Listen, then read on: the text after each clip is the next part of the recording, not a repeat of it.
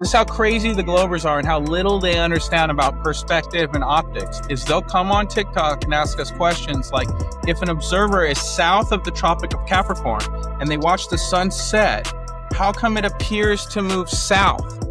Okay, well, everything's converging towards the center. So the sun going from the right side of the screen towards the center, that's not a cardinal direction. That's not the sun moving south. That's just it moving away from you and going to the center of the frame. They attribute cardinal directions to perspective. They attribute curvature to perspective. And it's just like they don't understand how any of this stuff works. But once you can look at it with the scales off your eyes, it's not that hard to get. What if I told you that everything you know is just the beginning? Beyond the veil of the ordinary lies a realm of hidden knowledge, ancient wisdom, and untapped potential. A place where consciousness expands, reality bends, and the impossible becomes possible. You weren't meant to stay asleep. You were meant to awaken. Open your mind, remember who you truly are, and step with me beyond the frequency 369. Hey, before you start the episode, if you're on YouTube or Rumble, like, subscribe, and hit that bell. You want to make a comment? Go for it. It's America.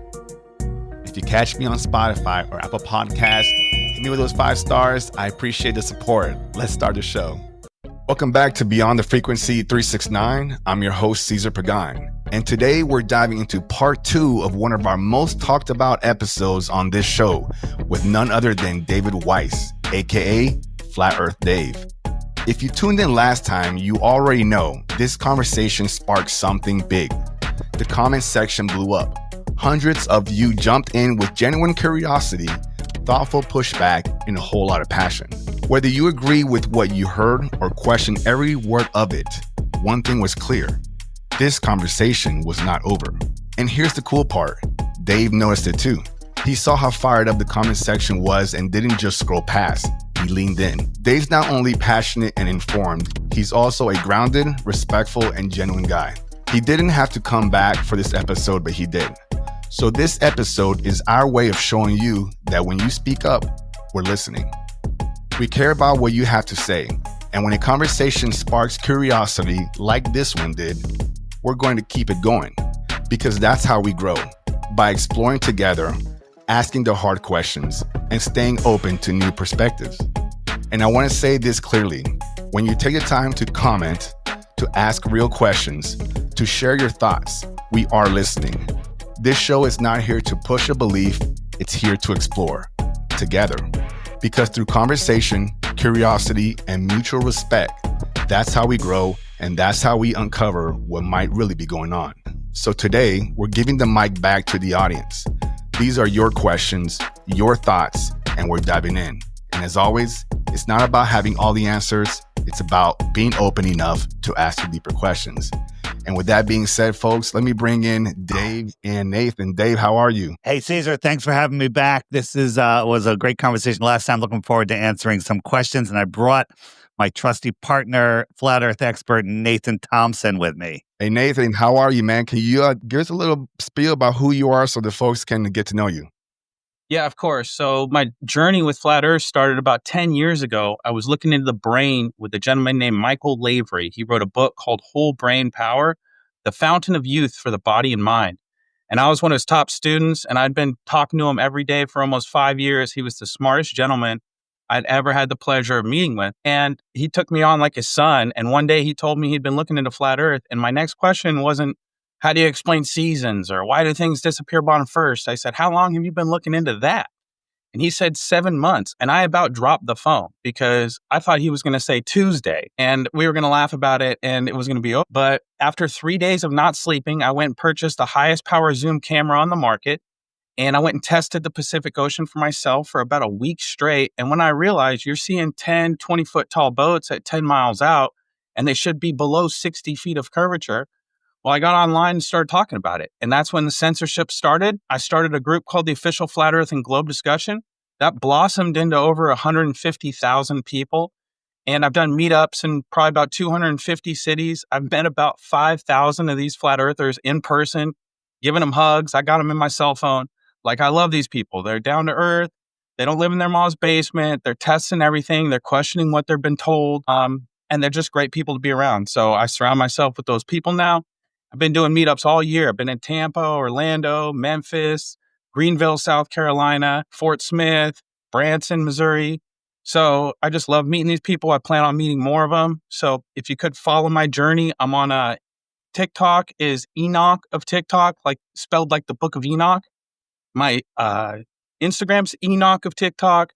Facebook's Nathan Thompson. And it's an honor to be here. Thanks for bringing me up, guys. Make sure you download Dave's app. He's got daily videos. He's got archives of videos. He's got ways to message people. When there's meetups in your area, he sends out notifications. Like I always say, I'm the second hardest working flat earther next to Dave right here, bro. This guy Come on now. the most work. So, yep. Love that. I love that. And Nathan, before I go back to Dave, what's your relationship with him? How did you guys kind of hook up here? Well, he spoke at a lot of the same conferences that I was speaking at, and he's just doing a great job. I admire all his work. He's done over 1,000 interviews. And I mean, I've been out testing the earth. I've used infrared, telescopes, high power zoom cameras, helicopters, lasers, land surveying equipment. I mean, if you can look through it and test the earth with it, I've got my hands on it and tested the earth. I couldn't find curvature one time. I've been to 12 states, 2 oceans, 2 continents. It's just not curving, guys. It just is what it is. The earth is flat. So thanks for having me on. Appreciate it. And one quick note, it's very coincidental or just worked out perfectly that Nathan's on this show. This is right now, the app is uploaded. There's a new version of the app uploaded to iOS and Google Play that should be available before this comes out. So basically tomorrow. And it's inspired by Nathan. Nathan did a video juggling steel balls while reciting the top 100 flat earth proofs.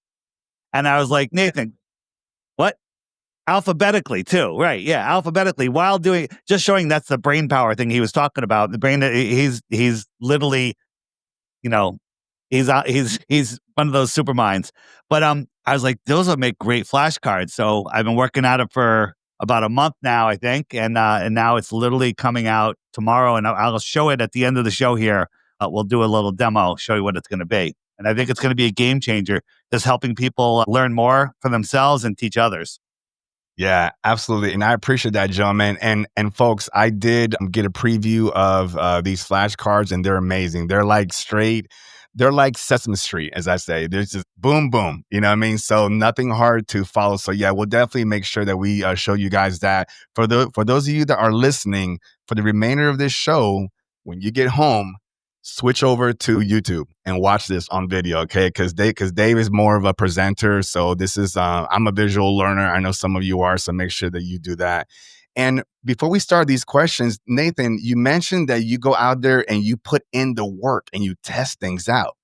This is something that's been, after I got Dave on the show, a lot of the comments were talking about, well, how do you prove this and how do you know that and yada, yada. And you're here telling us that you actually go out there and put in the work and test things out. So hopefully through some of these questions here, you'll be able to apply some of the things that you tested to answer those questions. And folks, reminder that these gentlemen don't know everything. They don't have all the answers. Like I said, they're putting in the work.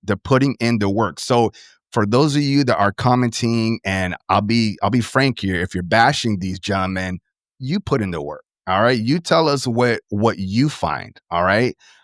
And then bring it back here. Matter of fact, if you find something, I'll tell you this right now. If you find something that disproves or contradicts what any of these gentlemen say today, I'll bring it on the show. You show me what you got. Okay. And again, it's not about disagreeing or arguing. It's simply about sharing information, guys. So with that being said, let's go straight into these questions here.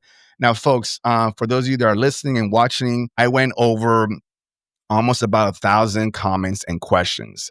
Now, I couldn't go through every single one of them, so I used AI to give me the top 300, and then from there, we did it again, and I got the top 20. So we're going to go over the top 20 questions and comments that came up, and I organized in different segments.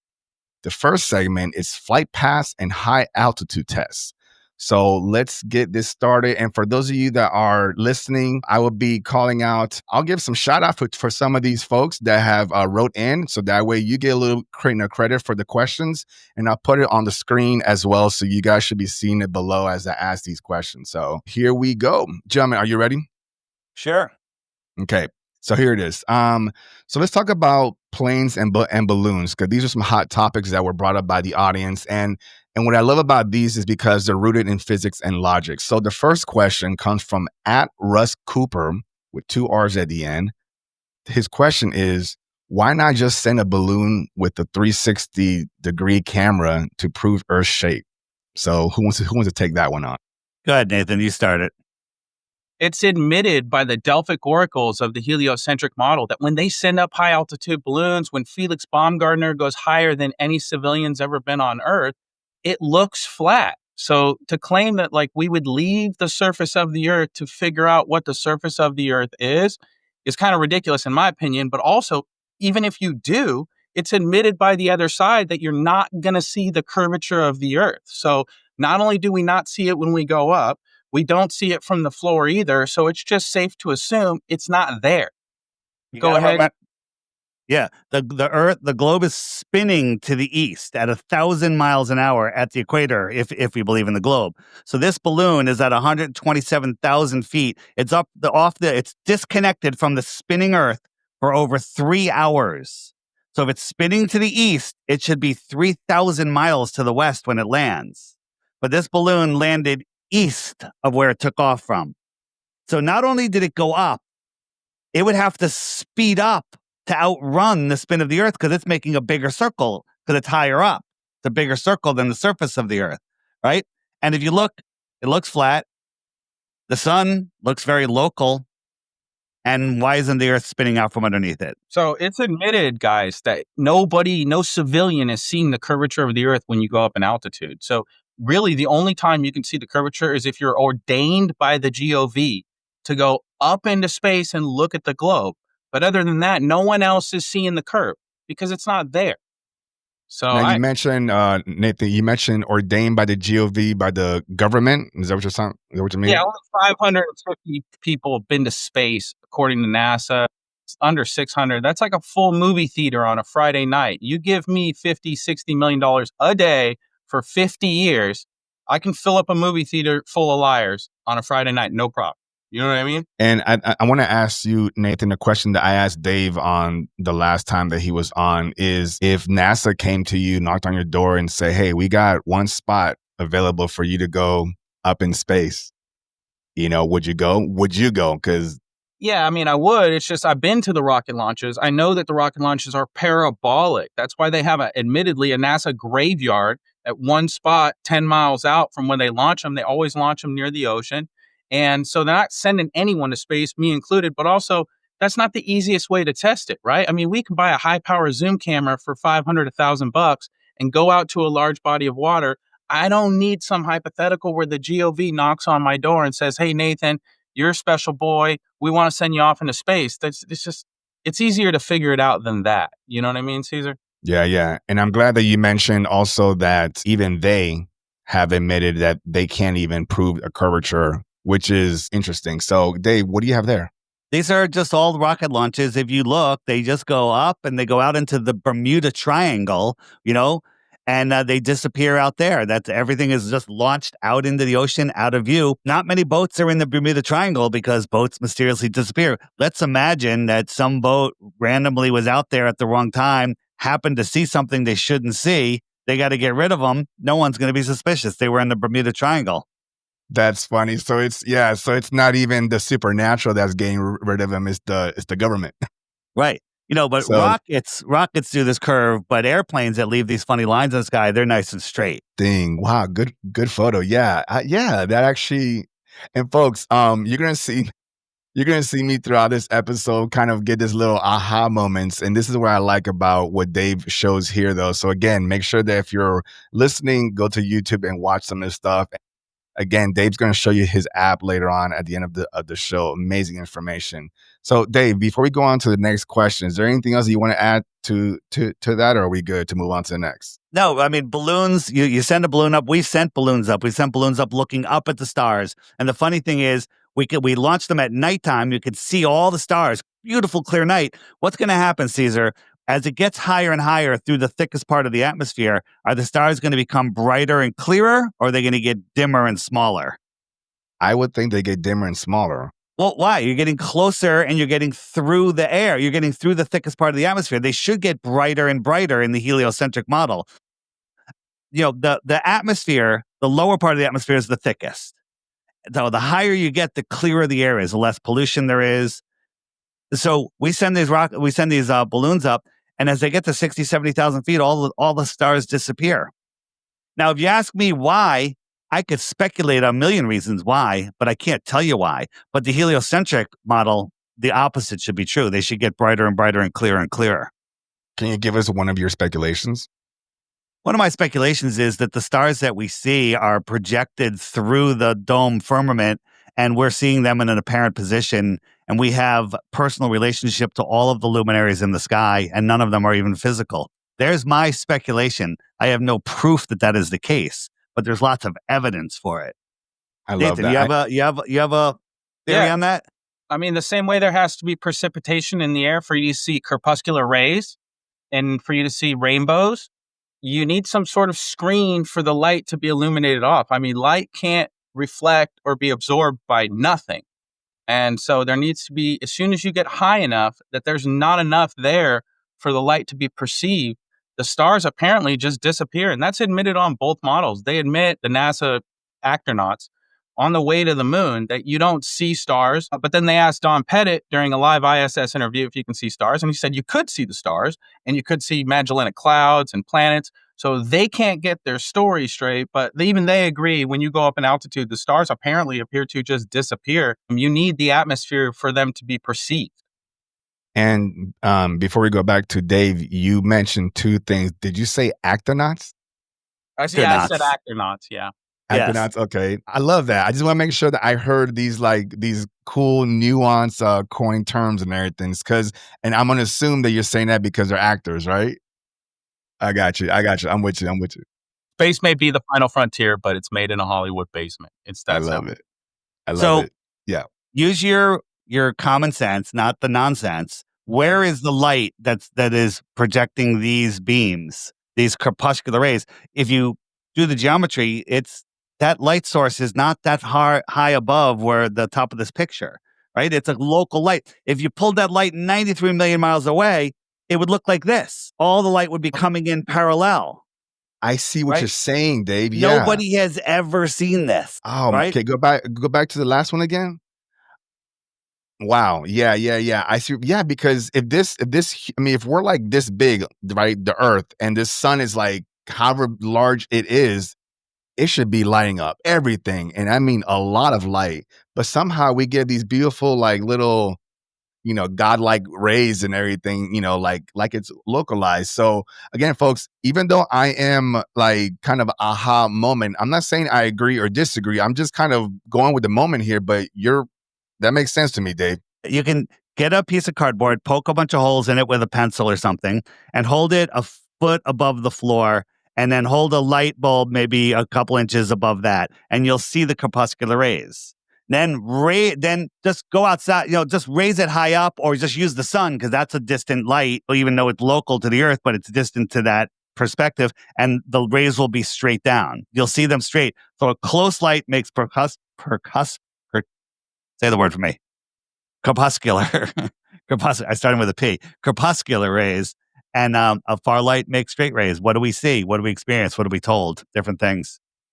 Yeah, you need three constituent parts to have corpuscular rays. You need a local light source, you need some sort of obstruction, which in this case would be the clouds, and then you need particulates in the air for you to see the rays. If there's no particulates there or water vapor in the air, you're not going to see the corpuscular rays. And on top of that, to prove that the sun is local, you've got something called the UV light index. If you Google the UV light index, if I was as quick as Dave Quick Draw McGraw over here, I would have it on my back screen right now. But it shows that all the UV light from the sun is focused between the tropics. Now, like you said, if the sun is 1,000 times bigger than the Earth and 90 million miles away, and the heat is radiating outward in all directions, you wouldn't have it beaming between the tropics like some sort of laser beam. The only way that works, the only way the sun shrinking with a solar filter off in the distance works, the only way you get a silver lining on the small portion of the clouds, or when it sets, it has something called a local light illumination. It just illuminates a small portion of the horizon. If it was bigger than the Earth, those rays would come in all directions at the Earth, bombard the Earth from all sides, and you would see the horizon illuminated from the left side of your view completely to the right side of your view. It would all be illuminated. The silver lining will go completely across the sky, and the moon does the same thing. The moon's 2,160 miles in diameter, so it's almost the size of the United States. But when you look at the light coming through the clouds, it's only directly around the moon. When if it's a ball reflecting light in all directions, and it's 250,000 miles away, and it's reflecting sunlight, then it would illuminate the entire night sky.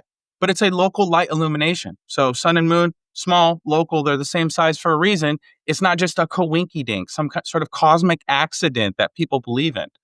Now, the spread of this light, I mean, we still would have day and night, correct? Because we're not talking about illuminating the entire planet. Just like if it's this side, the whole thing should be lit equally, right?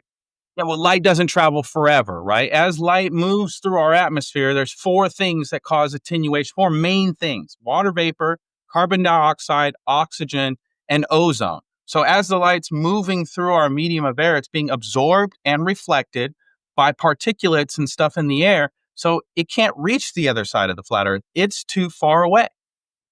So, yeah, Dave, what do you have there? No, I was going to say you can just go into a big dark room and get a small light and hold it over one end of a table or one end of the floor. It'll light up just a little area, and the other side of the room will be dark. Now, you could go over to the other side of the room and look over and go, but I could still see the light. But you have to remember, we have an atmosphere, which is a layer. Lights in the sky are above that atmosphere, and everything converges into the horizon, which I call the horizontal eye zone, the horizon. And the lights just go beyond it. Like if this is the atmosphere and here is the sun goes away, it takes its light with it, and it goes beyond the horizon. It's not below it, it's just beyond it. Beyond it. Yeah. Yeah. Oh, that makes sense. I love that. And I think I've seen one of your clips showing that with the ball kind of moving away and everything. So, because it looks like the sun is setting, but it's really nice. It's kind of going away and everything. So, I love that. Yeah, I mean, one of the biggest ones is, what about sunsets? How does the sunset? I watch the sunset over the ocean, and you have to understand what the horizon is. I'll even say this: many flat earthers don't know what the horizon is, because the horizon is your horizontal eye zone, right? That's where the name horizon comes from. And when you look at it, a lot of us say the horizon rises to your eye level, or it almost rises to your eye level, right? Well, it appears to rise to eye level. The truth is the physical Earth horizon is always 6 feet below your horizon if it's a flat surface and you're 6 feet tall, below your eyes. But the truth is, the atmosphere, let's say the atmosphere is 20,000 feet, 30,000 feet, that compresses and becomes opaque. So that line you see is 30,000 feet above your eyes. 30,000 feet, but it looks, by the way that we see, it looks like it's at your eye level. I'll just show you a quick example of how that would make the sunset. And if I could find it quick enough, here. Yeah, and don't worry about hurrying up. No problem. You're not going to need to too much. So here's a sunset. You think that's the Earth curve, but that's literally the horizon pressed into an opaque line, right? Just like this coin is going beyond this table horizon. Now, yes, the camera is slightly below.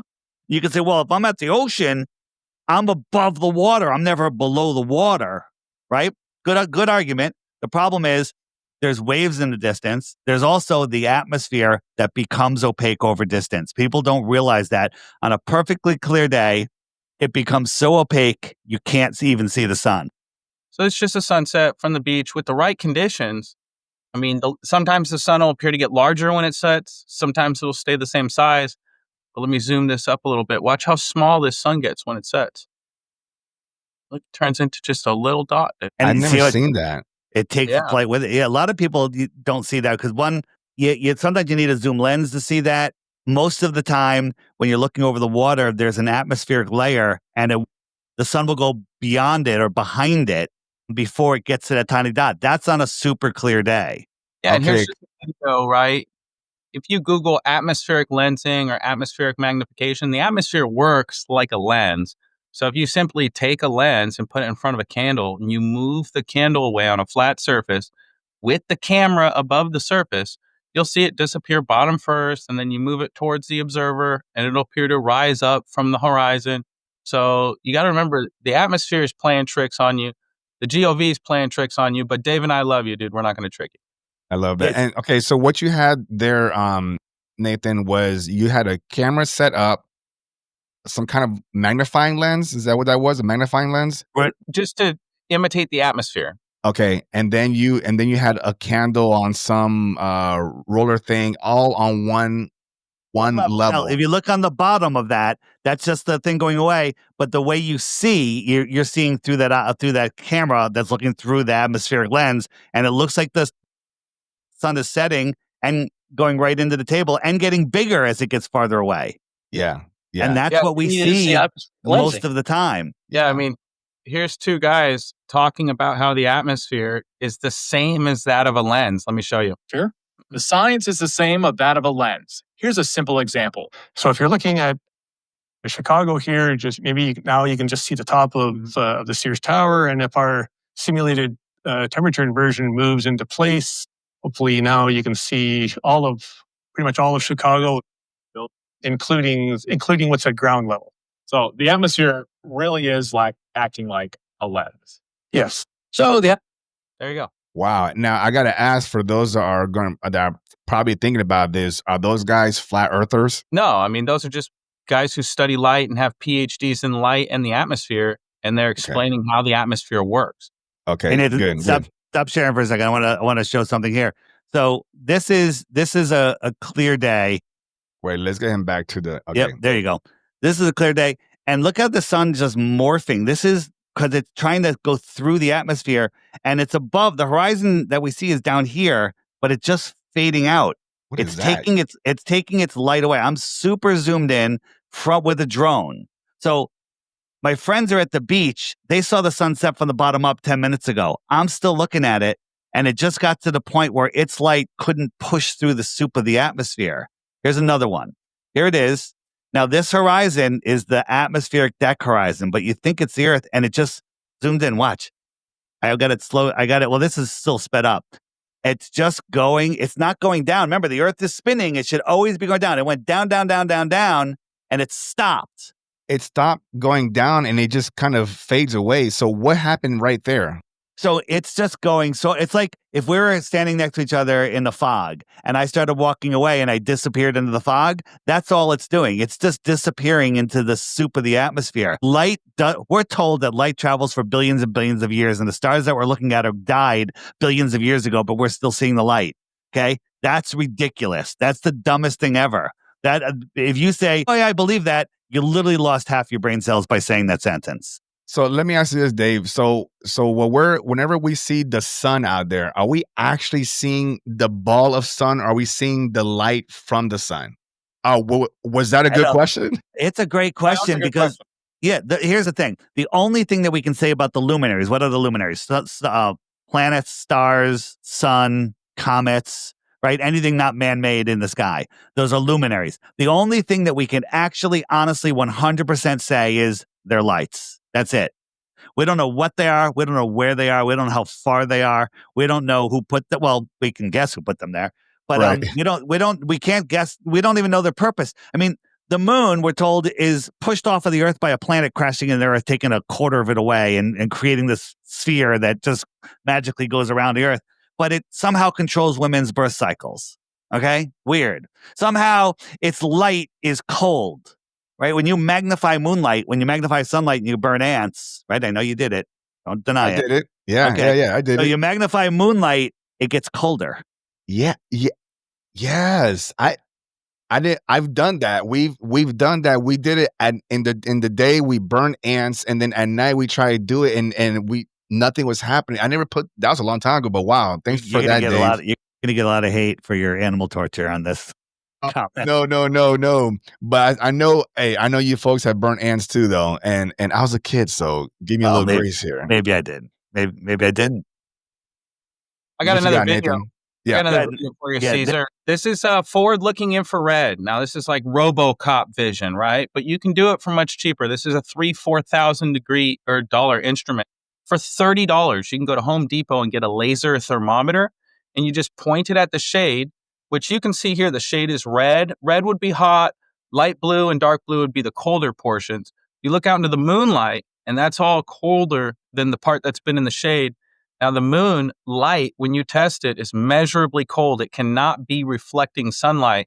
And you can Google this too. According to NASA, the European Space Agency, and space.com, the moon is emitting magnitudes more gamma energy or gamma radiation than the sun. So it's not getting its light from the sun. The moonlight is separate and unique from the sunlight. Wait a minute. Let me process that. You say so the moonlight is not coming from the sun? No, it's separate and unique. So a sunlight has a drying effect. It's warming. It's yellow and gold. The moonlight, purifies. it purifies. Yeah, it's septic or antiseptic, one or the other. So, but yeah, the moonlight's the complete opposite. It has a dewing or moisturizing effect. It has causes decay. You preserve things in the sunlight. I mean, they are yin and yang. That's where the yin and yang symbol comes from, is the sun and moon moving around polar center, creating our day and night. Yeah, and when you look at the moon, you don't have to squint either. You can actually go blind by the moonlight. It causes scorpions to glow. The sunlight doesn't cause scorpions to glow. So something very unique about the moonlight. It causes the sap to come up from the ground during certain cycles of the moon. I mean, it's just very connected to Earth, even though they claim it's just a ball of dust 235,000 miles away. Like Dave said, it affects women's cycles. It's very interesting. I just want to show you. This is a bridge. Now you would think this is the horizon of the bridge, right? You can watch this biker. Now these trees, the horizon's really here. So this is more when you're looking out over the water. This is what you're seeing. So the horizon is far beyond what you're seeing. And if you watch this guy, I'll just fast forward a little bit. He literally just turns into a little blur, right? Yeah. But he's still on the road. He's still on the road.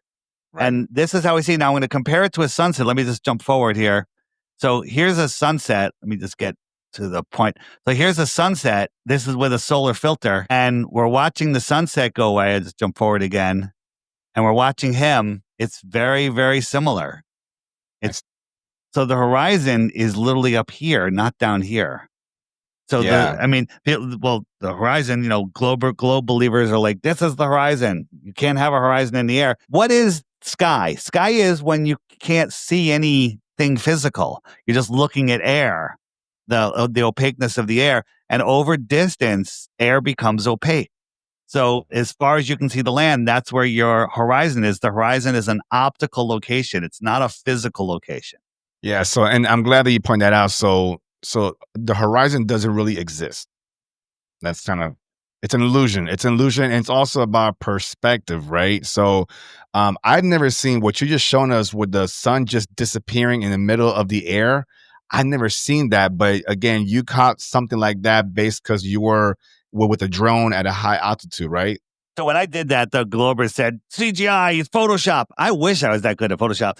On my app, right here in the web button, which is more resources, scroll down. I got a whole section on sun fade outs. There's a whole bunch of them. And some other people actually caught it too. And there's a whole bunch, and you can check it out. Now, I'll admit, some of them are a little bit out of focus. But the focus isn't what matters. If the Earth is spinning, the sun will go down, down, down, down, down, and it'll keep on going, right? But we'll see the sun go down, down, down, down, down, and then it stops, and then it just fades out. It just fades out. It just fades out at that stopping point. That's because there's some sort of dome over us, whether it's physical or optical. I couldn't tell you. And the sun doesn't go below it. Nathan, what were you showing? I want to show one more thing. Yeah, I got this. This is the moon. I was at the Mile High City in Denver. Now, you got to understand, the closer you get to Earth's atmosphere, the more of that soup that you're in, the more that's going to magnify distant lights. When lights go through denser mediums, they appear larger. That's called glare. Now, when I was at the Mile High City, I got the moon. I thought this was Venus when I started the time lapse, and I got closer and closer, and I realized, holy crap, that's the moon. So I was about 7,000, 8,000 feet in elevation. I was just above Denver. That's the city lights of Denver off in the background. And you can see the moon here. I thought this was Venus when I started the video. And then it comes straight at me and just got bigger and bigger and bigger. Now, according to the heliocentric model, this is all happening because the Earth is rotating. Now, this wouldn't happen. It wouldn't be getting drastically bigger and bigger. And I did this with the sun a couple months ago. I can show you that video and that picture as well. That picture that you mentioned just there, you said when you thought it was Venus. So how is it that it came to you? Was it a sunrise? No, it was a moonrise. The A moon was moonrise. rising, Okay. but I didn't see it at the horizon. I saw it off in the distance above the horizon. It was just Okay. a little dot of light. And I go, let me turn on my camera and take a time lapse. What the heck's going on? Venus looks huge. And it turns out it wasn't Venus, it was the moon. And I couldn't believe it. I was like, man, I can't believe the moon changed that much in angular size. It wouldn't happen on the heliocentric model. And so here's the sun. I could play the video, but I'll just show the picture. Here's the sun at the beginning of my time lapse, and here's the sun at the end.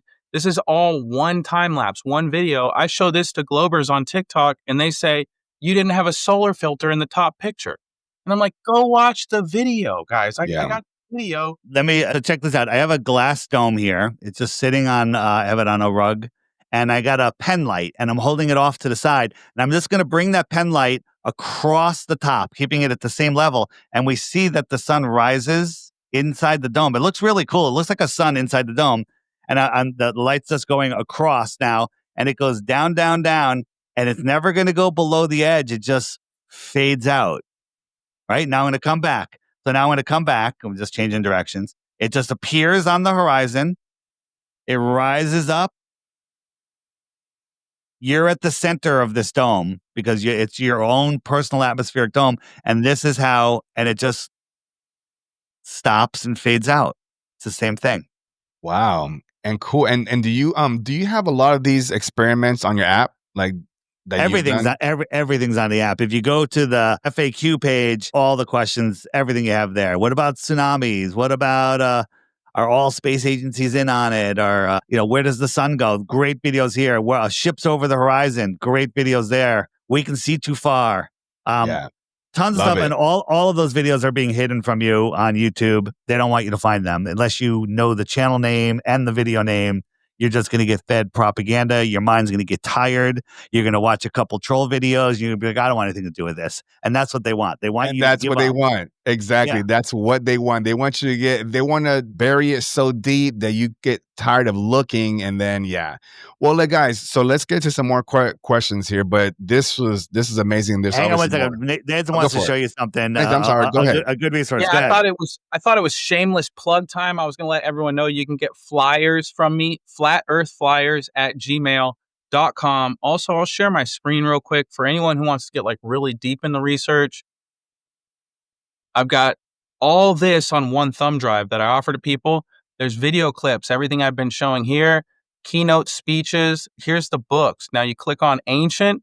You've got African, Chinese, Greek, Hindu, Irish, biblical. You click on biblical. You got the Apocrypha in there, Enoch, Jubilee, Jasher, all those hidden books are on there. Then you go back to old. These are all the authors that are in the old section. Now you click on someone like Samuel Rowbotham. It's going to have 30 articles and books and everything he's ever been involved with. But yeah, this thing's loaded. If anyone's interested in one of these, let me know. I've got 1,000 memes. I've got, if you go to here and you go ancient cosmology, these are all maps. Of wow. Yeah, I mean, Hindu, Greek. It's a great jump starter to get information so you can have it, especially when they turn the internet off on us. At least you'll have everything and you can share with others, on there. But yeah, next question. We probably have 18 questions left. Yeah. No, but that's awesome. Stop sharing. Yeah. And that's so Nathan, you said that they go to your site there and then they'll just contact you, ask for that information. You give them all that. Yeah, just email me, flatearthflyers@gmail.com. That's it. Just email them and say, what do you got? Okay, I'll put it on. I'll put on the video here, and you guys can check that out also on the description. Thanks for that, Nathan. All right. So next question, we're still talking about flight paths and high altitude tests. So the next one is from at Christopher Charles J. If a plane is heading into the spin at 500 miles and 500 miles an hour and Earth spins at 1,000 ... How does that work? Well, the globe explanation is, well, it's all you're connected to the Earth, so you're moving at that 1,000 miles an hour, and so when you're at the atmosphere, the plane and the Earth is moving at that speed, so it's all relative to your starting point, which is ridiculous because if you start up at the North Pole, so on the equator, a plane is parked on the runway, it's moving 1,000 miles an hour because it's got to go 24,000 miles all the way around in one day. It's moving 1,000 miles an hour. If you're at the North Pole, you're not moving at all. You're just pirouetting once a day like a ballerina. Okay. Yeah. So an airplane takes off from the North Pole, flies to Ecuador, and it wants to land on a runway that's oriented north and south. That runway is moving sideways at 1,000 miles an hour. Where does it get that tangential speed from? And the answer is it gets it from Narnia. All right. I mean, they contradict themselves all the time, right? They'll say that it moves in unison, but then Neil deGrasse Tyson will say that the Earth moved under a field goal on his Twitter with 6 million followers. Now, this guy has a PhD in astrophysics. He goes on Joe Rogan. He's a Delphic oracle of the globe religion. And even he has to admit, if we lived on a rotating Earth, right, when you kick a ball up in the air, you throw a ball up in the air, when a hot air balloon goes up in the air, it's increasing the radius value to the center of the Earth. So if it maintains the same speed it had on the surface of the Earth, as it goes up in altitude, there would be a drag. It would start to move behind unless it magically increased in velocity as it goes up in altitude. But there's no magical force pulling things sideways as you go up in altitude. So they don't have an explanation for that. Cesar, they say the reason that the atmosphere spins with the Earth is because the Earth is topographical and its rough surface. And over billions of years of spinning, all of the air just started moving with the Earth. Now, the reason you're trying to think and you can't figure it out is because it's retarded, right? It's all right. I don't know if I'm allowed to say I was going to ask you to explain. Yeah, well, you can't explain it because it's stupid, right? And look at this. Here's clouds moving in different directions and different layers, right? So billions of years of friction just got blown away by this weather phenomena. Okay, right? So that, by the way, isn't a bad word. The R word is not a bad word. It means that you're slowed down. That's what they're trying to do to our brains. They're trying to slow us down with fluorides, turning us into human pincushions, right? With all the poisons they give us and the nonsense that they feed us. I want to just show you one thing. And by the way, there's 0% chance we're going to get through half of the questions you want to get through. Okay? 0%. Right? This came out the other day. Okay? Yes. Astronomers have captured real photos of alien worlds in deep space. Here are some of the best. Okay? This is an article in whatever this magazine is, Sky Night magazine. Okay? This is a NASA article. So this is the cover image. Oh, by the way, hold on. And it says real photos, right? So it's showing us, look, this is the planet. This is, I don't know, the galaxy. Oh, here's another one. But this one says an artist's impression, not real image. Remember, the title said it's going to show us the best images. Then it shows us this, an artist's impression of a hot Jupiter.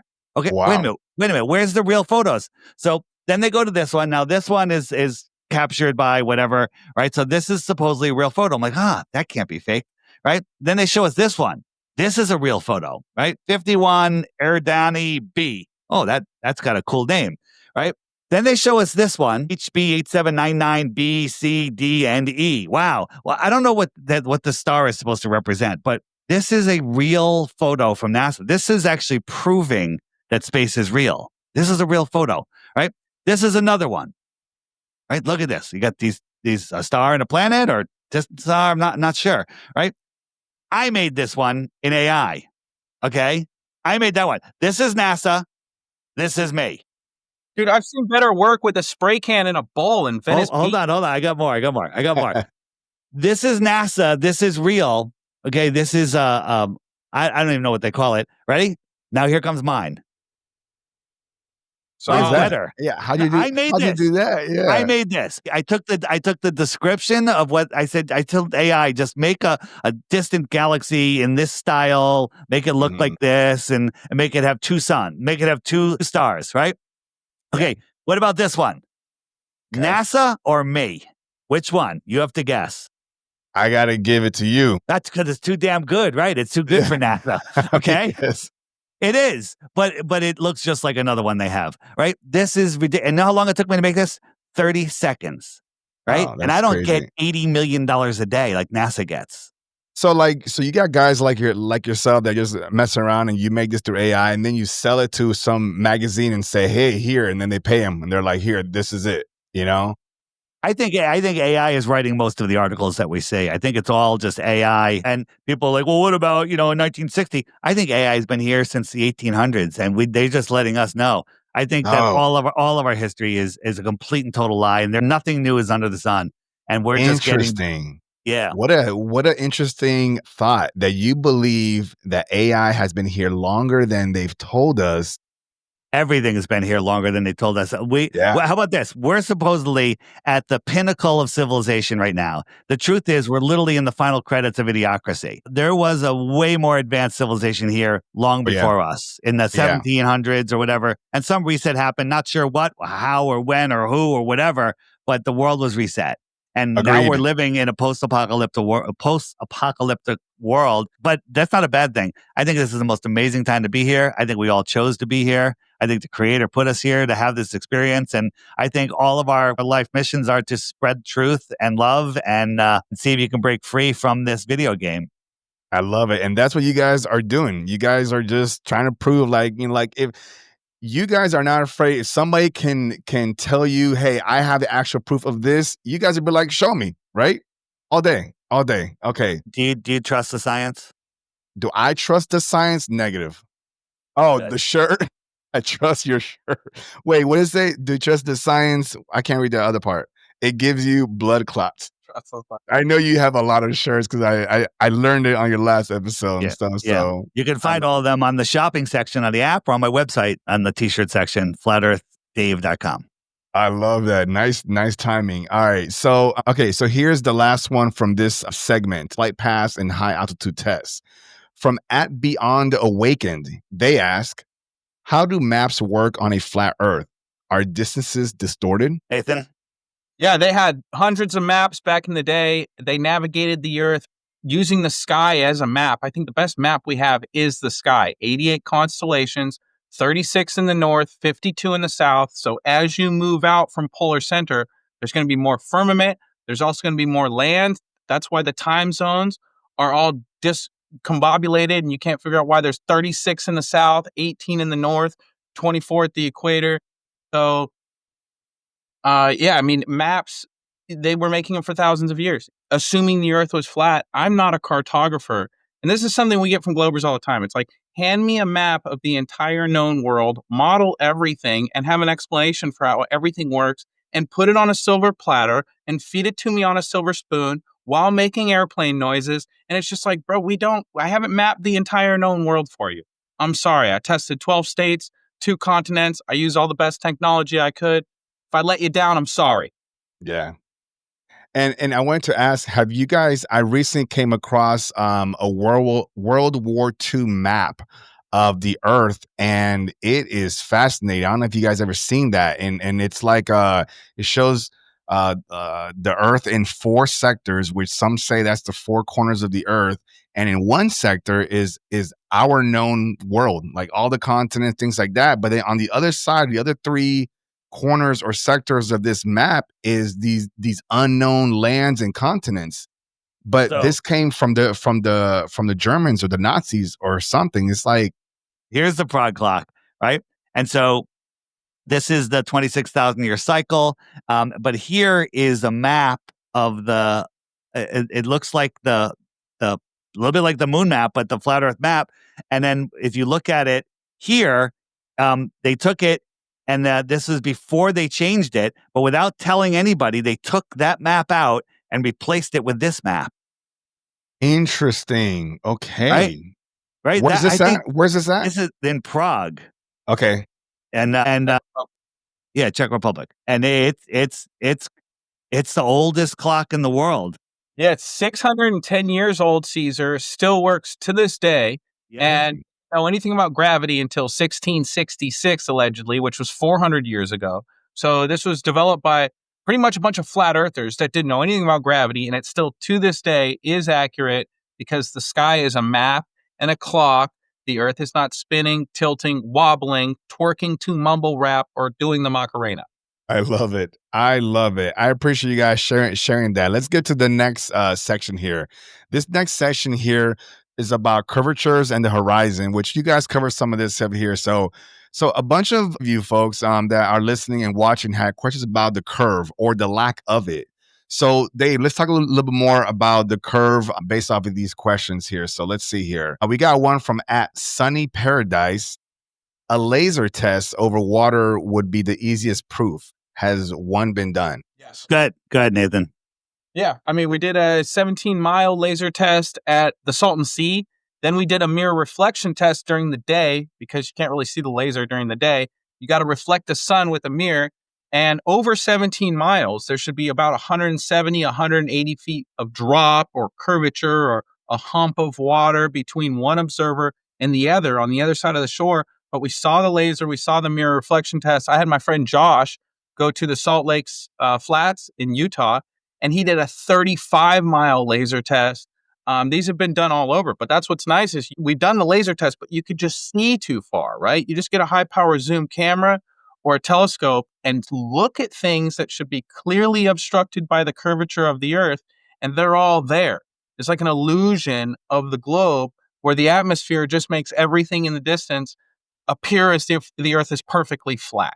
And here's the thing, Nathan's done a bunch of these. I've done some. A lot of other people have done it. But the problem is, you go to the location, you got to go film crew, you got to have batteries. The weather has to cooperate. Most of the time, the weather doesn't cooperate. You have, and then, it's like, you're trying to get on a certain day where the sun lines up. So you have to do it only sometimes once a year or twice a year, depending on where you were. So it's very difficult to do these. But we did them all for you, and we documented the crap out of them. If you go to the More Resources page, which is if you hold any button down, I'll tell you there's More Resources is that button. And you go to that page, and you just scroll down to experiments. Let me just switch here. Hold on one second. Experiments. Here are the best experiments, all done, all categorized for you. You won't be able to find them on YouTube, but unless you know the exact name, all documented. Now you can watch these. You can say, that's pretty well documented. I don't really need to go do that myself, but feel free to go do it yourself and document it yourself, right? They're all here. They're all mind-blowing. Every single one of these videos completely 100% destroys the globe religion, because it is a religion. It is an indoctrination, and they're all here. This playlist alone will, watch one or two or three of the videos, and it's over. It's over.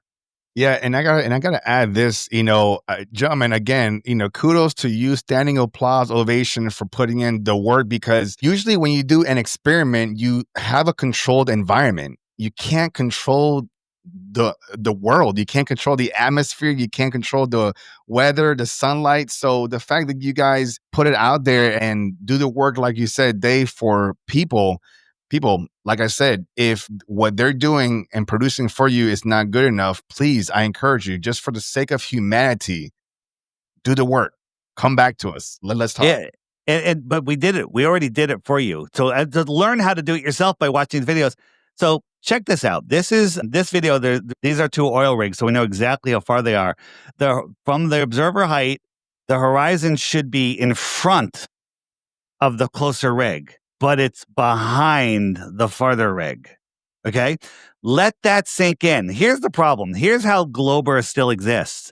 Most people don't even understood what I just said. Yeah, I'm processing, Dave. So please, for me, at least. I'll say it a different way. Dave, right? If we lived on a globe curving in all directions, the horizon, where the sky appears to meet the ground, would be a physical place. It would be a geometric location based on the numerical value of the radius. So for a 1-foot observer, would be 1.2 miles out. For a 6-foot observer, it would be 3 miles out. For a 60-foot observer, it would be 10 miles out. Now, Dave's picture here is, I think, 10 feet off the ground. The horizon should be at 6 miles.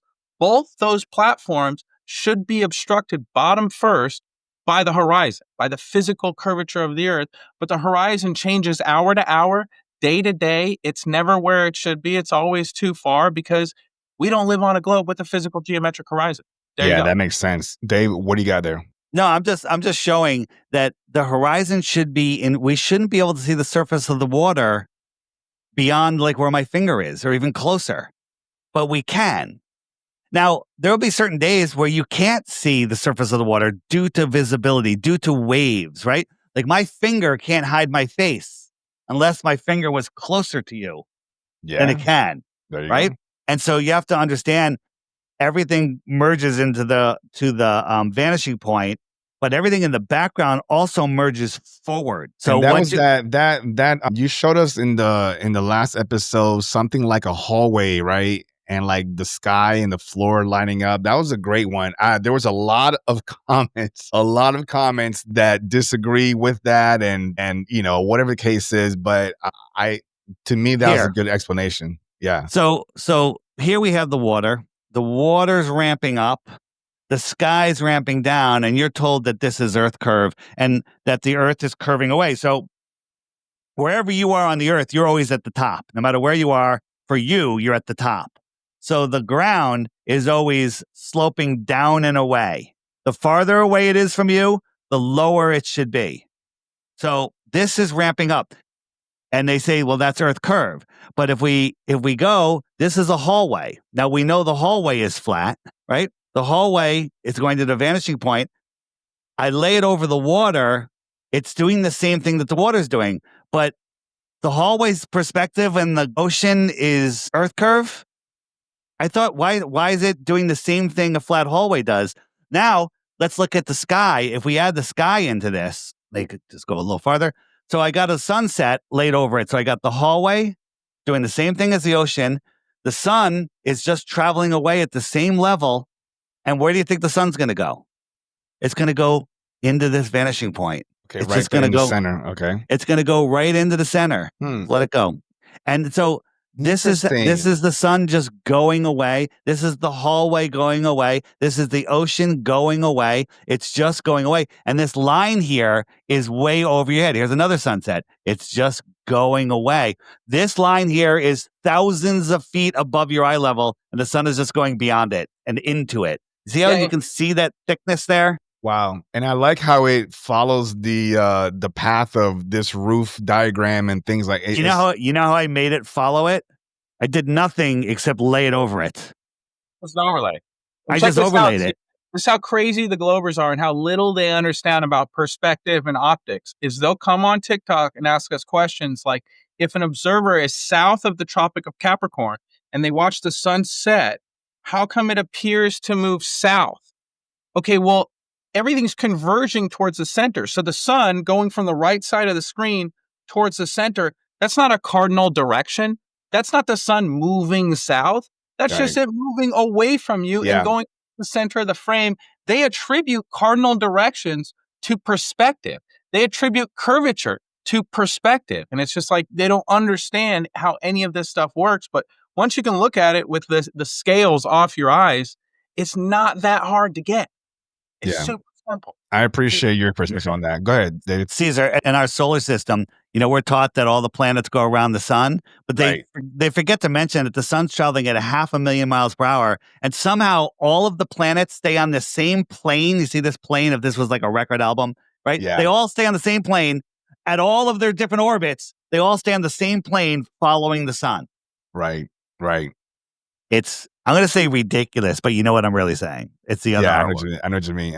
Okay. But since in grade school, we're taught sun's in one spot, everything's going around it. But one of the great diagrams that I saw for the first time was from the last episode, how they're moving like that. And I'm like, holy shit, why didn't that come to my mind? And I'll admit, folks, I didn't even think about that. But yes, if let's say the story is from the Big Bang, right? Everything got pushed out, then we're just continuously spinning like that. what's here? What are you showing here? This is the whole solar system does this around the galaxy. This is what they're telling us. It does this little wobbly path. So we got the planets orbiting, we got the sun, them going around the sun, and then if we zoom out, it's showing us the alleged path that the sun takes around the great attractor. The great attractor. We're never in the same spot if we're moving along. Ever. How? Never. And I don't know if I asked this before, so for some of you that are asking this question, I'll ask it for you. How is it that the stars are always in the same spot for us? Like Earth. I can see the Big Dipper every night. I can see Orion's belt. Talk to me. Oh, and also about the pyramids. They're all lined up to these 3 stars. And so talk to me about that, somebody here.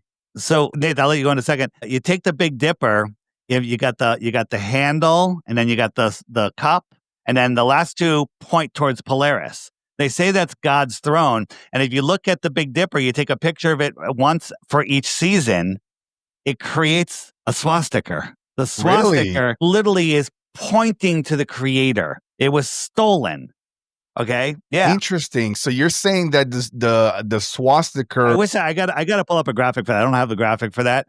It literally, that is what the swastika is. So that's where they got that symbol from. Yeah.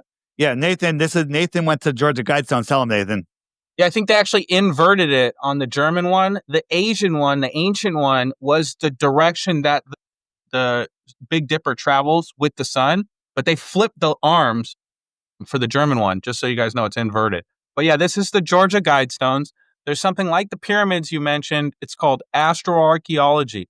They're lining up giant megalithic structures with the sky, and these were used to predict the equinoxes, eclipses, the sunrise, sunset, high noon. And here you have a hole that was drilled through the Georgia Guidestones 40 years before I showed up. Now, this star is allegedly 430 light years away from the Earth, and these people knew to position these rocks 40 years before I was going to show up so that this would be the only star visible through that hole. And you can see all the other constellations and stars moving around perfect unison.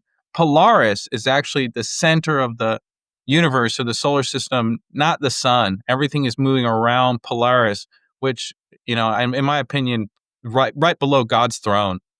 But they took these rocks in 8 different languages, talked about a plan for world domination, and they wanted to reduce the population of the Earth. And Nathan, stop sharing for a second. I got a graphic just so people can understand. This is the hole Nathan's talking about in the center, and it shows Polaris. Now, the global argument is, even though we're traveling 4.5 billion miles a year chasing the sun, never to return to where we were before, 430 light years is so far away that there's no parallax. Parallax is when things move, right? It's closer, things move faster, right? And so, which is ridiculous, but okay, but the Earth is also wobbling 1 degree every 76 years. So 1 degree is 3 full moon widths in the sky.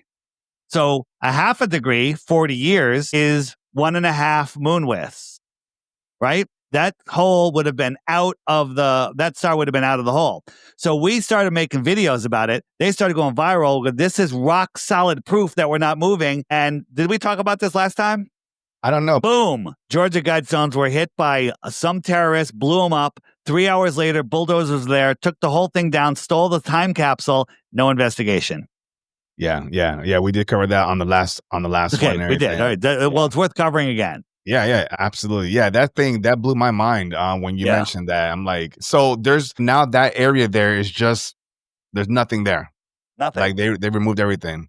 It's all gone. And there was no explanation as to why they moved it? Well, a terrorist blew it up and they bulldozed it away and they buried it, and something else happened on the news and everybody forgot because they're all fluoridated and don't care. Just like that. Okay. Yeah.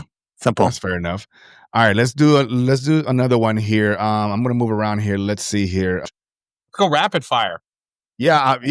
I mean, I'm trying to make sure that we get some. All right. Here the thing is, flat Earth isn't something you learn in 3 seconds, right? No, you can learn the globe in 3 seconds. You could go, hey, we're spinning, we're doing this, we're doing that, and gas and hydrogen exist in a space vacuum, and it heats the Earth, and the tilt of the Earth goes, okay, that's it. If you say okay, you win, and it's over. Absolutely.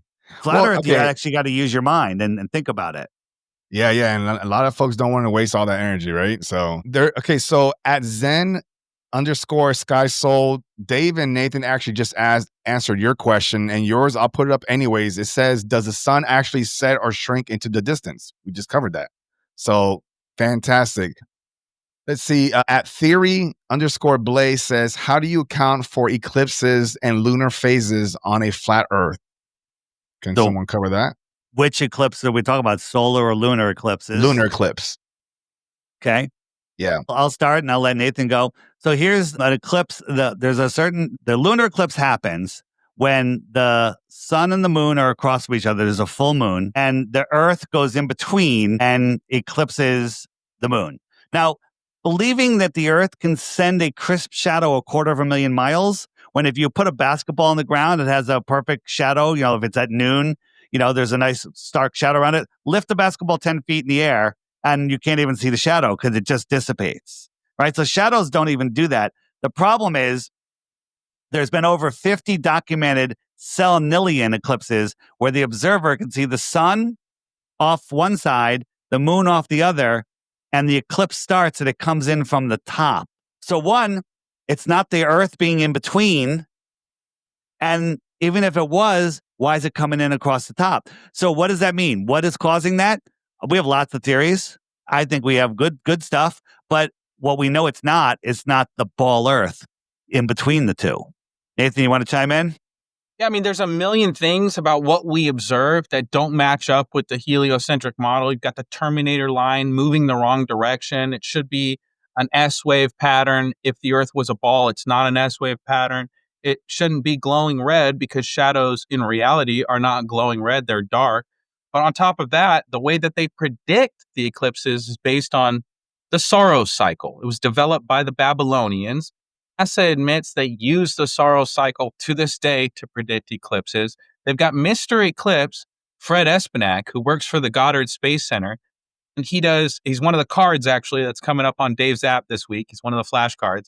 He's Mr. Eclipse, and he's done 12-year ephemerides. Ephemerides are basically printouts of what you're going to see in a night sky on a particular day at a particular time for a particular location. And he's done geocentric ephemerides for the sun, the moon, and all the planets with our tax money. And it's like, why are we paying people at NASA to this day to develop geocentric ephemerides if we live on a heliocentric universe? It just blows my mind. And so here's, I'll end on this, Dave. Samuel Rowbotham wrote a book, and I highly recommend. It's one of my top 3 flat Earth books. But there's a section on eclipses, and it talks about how to determine the time, date, and magnitude for eclipses. These are lunar eclipses. And it's got page 1 here. Page 2 is all formulas. And page 3 is more formulas. And so if anyone wants to know how it's all derived and what you have to do, here's all the math for you. Check this out. Nobody wants to do the math, Nathan. Yeah, no one wants to do the math. But Nathan, when later on after this show, when I get to my email and things like that, can you send me those screenshots? I can put them up. Anything you need, bro. Okay, cool. So that way folks can actually pause and take a look at it and do whatever it is. What is this silly onion? The selenilian eclipse. So the observer's looking here, the moon is still above his horizon. The sun is still above his horizon behind him, but the shadow's coming in from the top. It's supposed to be the earth that's shadows. So it's hard to, I just learned after 10 years how to pronounce selenilian. I used to butcher it like you did. But the scientists are having a hard time with it too. So they have another name for it. It's called the impossible eclipse. Literally, that's what they call it. The impossible eclipse. And they don't go any further. They go, well, it's the impossible eclipse. And then they just forget about it. And they leave it alone. So they're admitting, they're throwing in the time. They're not admitting anything. They're just saying it's impossible. We can't figure it out, but the earth is still a globe and the earth is still causing the eclipse, right? I want to talk about solar eclipses give me 2 minutes on this, right? Yeah. So we're told that the moon goes in front of the sun. Do you see the moon here? I see it. No, you don't. You see missing sun, right? Okay. You think you see it, right? Okay. You think you see it, but you see missing sun. You see, look, you see missing sun. I do. Right? How come we don't see the moon? Well, the sun's blinding you and there's no light on that side of the moon. Well, wait a minute. The sun's lit there. The earth is lit. The earth shine should light up the moon, just like the moonshine lights up the earth. I could read a book by moonlight, right? So you're saying that the sun should be reflecting the light from the earth back to the moon so we can see it, right? Just like the moonlight lights us up because it's reflecting sunlight. Well, Yeah. the earth is 6 times bigger than the moon, so it should light up the moon so we should see it, right? I'm with you, Dave. But we just have missing sky. So now I think, some people say it's not even the moon that is eclipsing the sun. Whether it's the moon or another body, doesn't matter. But here's what I think. I think it's behind the sun. I think the moon is behind the sun. Let me show you. Let me show you. Yeah, and please. This is something that I observed. So this is the eclipse, and it was hazy for some reason, a lot of airplanes in the sky, but I was able to film the eclipse. Now, I don't see the moon. I just see missing sun, right? Now, this is my simulated eclipse. I have a paper towel. On the other side, I have a projector projecting a sphere through a tube, just a round circle of light. And then I'm eclipsing it with another body, right? Now I'm going to show you, right? So first, this is an eclipse that was filmed in Michigan, I think. And we saw this here, like what, and this, it is like 85, 90% eclipsed. This is eclipse. This is the sun that we see. It's just so bright, it's blowing out the lens. But if I put a filter on it, you'd see the same amount of eclipse. This is a lens flare, but this one is locked in position. It's not moving with the camera. It's locked to the sun. What is that? What is that? Thank you. What is that? What is that? I say this is the source of the sun that we see. The sun is a projection inside of the firmament, and this is the projector. Let me show you what I mean. Shit. Okay. Yeah. Okay. Yeah. So this one's locked. This is clearly lens flare, but this is not a lens flare. So what is it? And you can only see this sometimes. So here, again, you don't see my eclipsing body. Now here's a side view. Here's my light. I got a Snapple bottle cap, and I'm just eclipsing it. Now, you don't see the Snapple bottle cap. You just see sky, paper towel sky. You don't see, no one has ever seen the moon approach, eclipse, or exit the face of the sun. They just see missing sun, right? So I said, what if the sky is more transparent? So I got tissue paper. So here's the projector back here, projecting the light onto the sun, and here comes my eclipsing body back here. And it looks exactly like what we witnessed in the sky. Earlier. Yeah. So, yeah, this is the projector. And look, it looks exactly the same. Wow. Okay. Now, that's just a theory. I can't prove it, but it's better than what the friggin' science textbooks tell us. I haven't seen anything like this, Dave. So yeah, I'm gonna go with the latest and greatest. Well, you know it listen, I bet that that's the truth, but I can't prove it. In the app on the FAQ page, there's a whole section on eclipses right here, and there's tons of videos, all sorts of stuff. There's another we filmed one of the recent eclipses. We filmed it where we could see the projector again, the source sun. I call it the source sun. Now I love it. Yeah, this stuff goes way deeper than you can imagine. Absolutely. Nathan? I think the easiest way to understand that the moon and the sun are projections is when it sets for California over the Pacific Ocean and someone observes it rise, the sun or the moon, in Japan or China, right? They're looking at the same topography on the surface of the sun or the surface of the moon as you are in California. And now we know that it's not because we're on a ball and the Earth is spinning. The Earth's flat, and they're looking at the same sun, the same moon that you are as it sets over California. So in my opinion, it has to be like a you-centered projection that you experience the same way you experience your own reflection. Okay, when the sun sets, the reflection goes directly to your toes, Cesar, and you look at it, come to your toes, but you look over at me looking at the sunset, and you don't see the reflection that I see coming towards. It's almost like this universe was developed for you. I love that you said that. You have a personal relationship with the sun. So you're center. So Cesar, where are you? I'm in Tampa, Florida. You're in Tampa, Florida. So right now it's 8:30, right? So the sun, it's about 8:30. Right here, this is pointing towards New Zealand. If we could call somebody in New Zealand right now, I'd say, where's the sun and what time is it? They would say it's noon and the sun is off. It's off my zenith a little bit because it's working its way closer to them. Oh, no, it's actually working its way farther away until it gets into here for our summer. But if you look on this map, whenever anyone is under, if you have the app and you say, hey, it's over it's over Africa, but I know somebody there. You call them, say, where's the sun? They'll say it's directly above them and it's noon, right? The sky is a perfect clock. It's not a gravitational heliocentric space monster. It's a clock. It's a geared clock. There's another video. If you go to the more resources section and you scroll down to full length videos, if we go to there, scroll down. There's one called, where is it?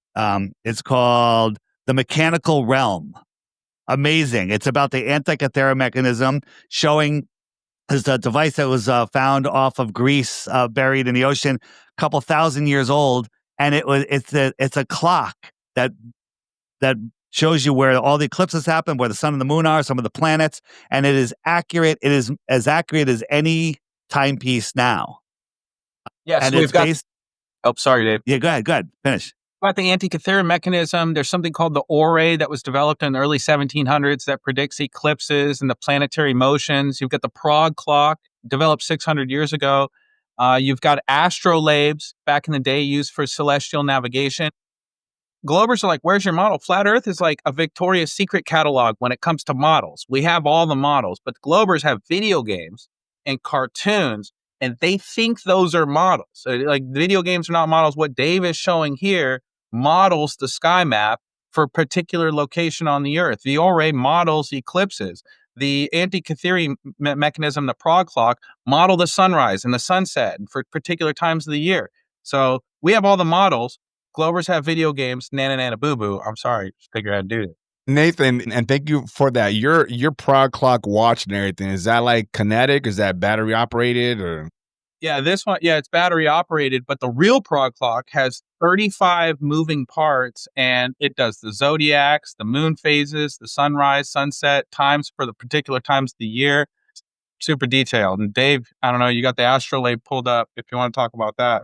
These are just flat Earth based star tracking systems. Everything was flat Earth. Globe is a new religion, put out by NASA. If we, if you go back and look at ancient religions, ancient cultures.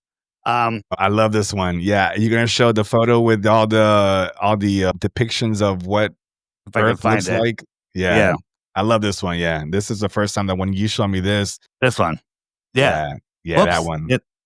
There it is. Whoops. 250 of those maps in the thumb drive that I offer people. I mean, it's just loaded. I love that, and I'm gonna get those two from you, Nathan, because that's awesome stuff. Yeah, I've always asked this, Dave. I'm like, if the ancients, the people that we're supposed to respect, the elders and things like that, have said this is what we know from however way that they know it, who are we to come in this century and be like, I'm excuse my language, but fuck you guys, like. I don't understand, what made us the authority one day and say, forget all of that. Here's what it is. I don't get it. Yeah, it's like spitting on their grave almost. And here's crazy too, is you had the Egyptians and the Mayans and the Chaldeans and the Phoenicians, and they're all working out the sky independent of one another. They didn't have emails. They didn't have cell phones. They weren't texting like, hey, this is how we figured out how the eclipse worked. And they're all coming up with the same Ptolemaic model, the same explanations. And then all of a sudden, a few hundred years ago, a bunch of people got enough control where they could run the public education system. And they're like, they were all wrong. Spit in your ancestors' face. Listen to us now and trust the science. And it's just not adding up. Yeah. They scream, where's your model? Here's their model, right? You got a toy globe, right? Can you put a gallon of water on it? No, it won't stick to it, right? Can it contain air on the outside? No, there's nothing to contain the air, right? Can a cruise ship stick to the bottom of it? No, right? So it's not a model, it's a toy, right? So it's not a model, it's a toy. Now, here's a food bowl, right? Here's a food bowl with a plastic lid, right? All right. Yeah. Can it contain water? Can I pour some water in there? Will it be contained? Yeah. Can it contain air? Can I put some air in there? Will it be contained? Yeah. Right? Can I put a cruise ship on the water and people stick to the cookies and the ship will float? Right? A better model, right? And so people say, where's your model? Here's our model right here. This thing hasn't been open in 40 years. You ever see these things? They got like a fish in there. They got plants. And it's just self-sustaining and off of sunlight, only sunlight. It hasn't been open in 40 years.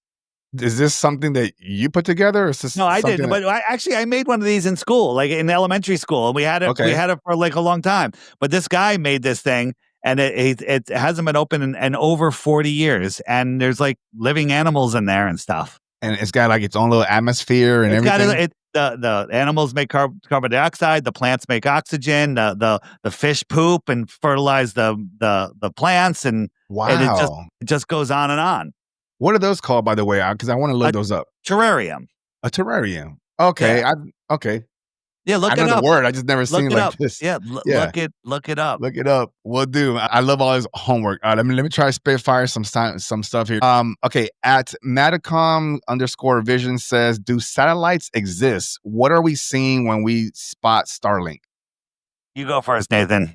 Yeah, of course. So when it comes to satellites, right, it makes no sense logistically to send something for millions or billions of dollars when what you're trying to do is study or monitor the Earth. You could do that with a high altitude weather balloon. So they have something called the Columbia Satellite Balloon Program.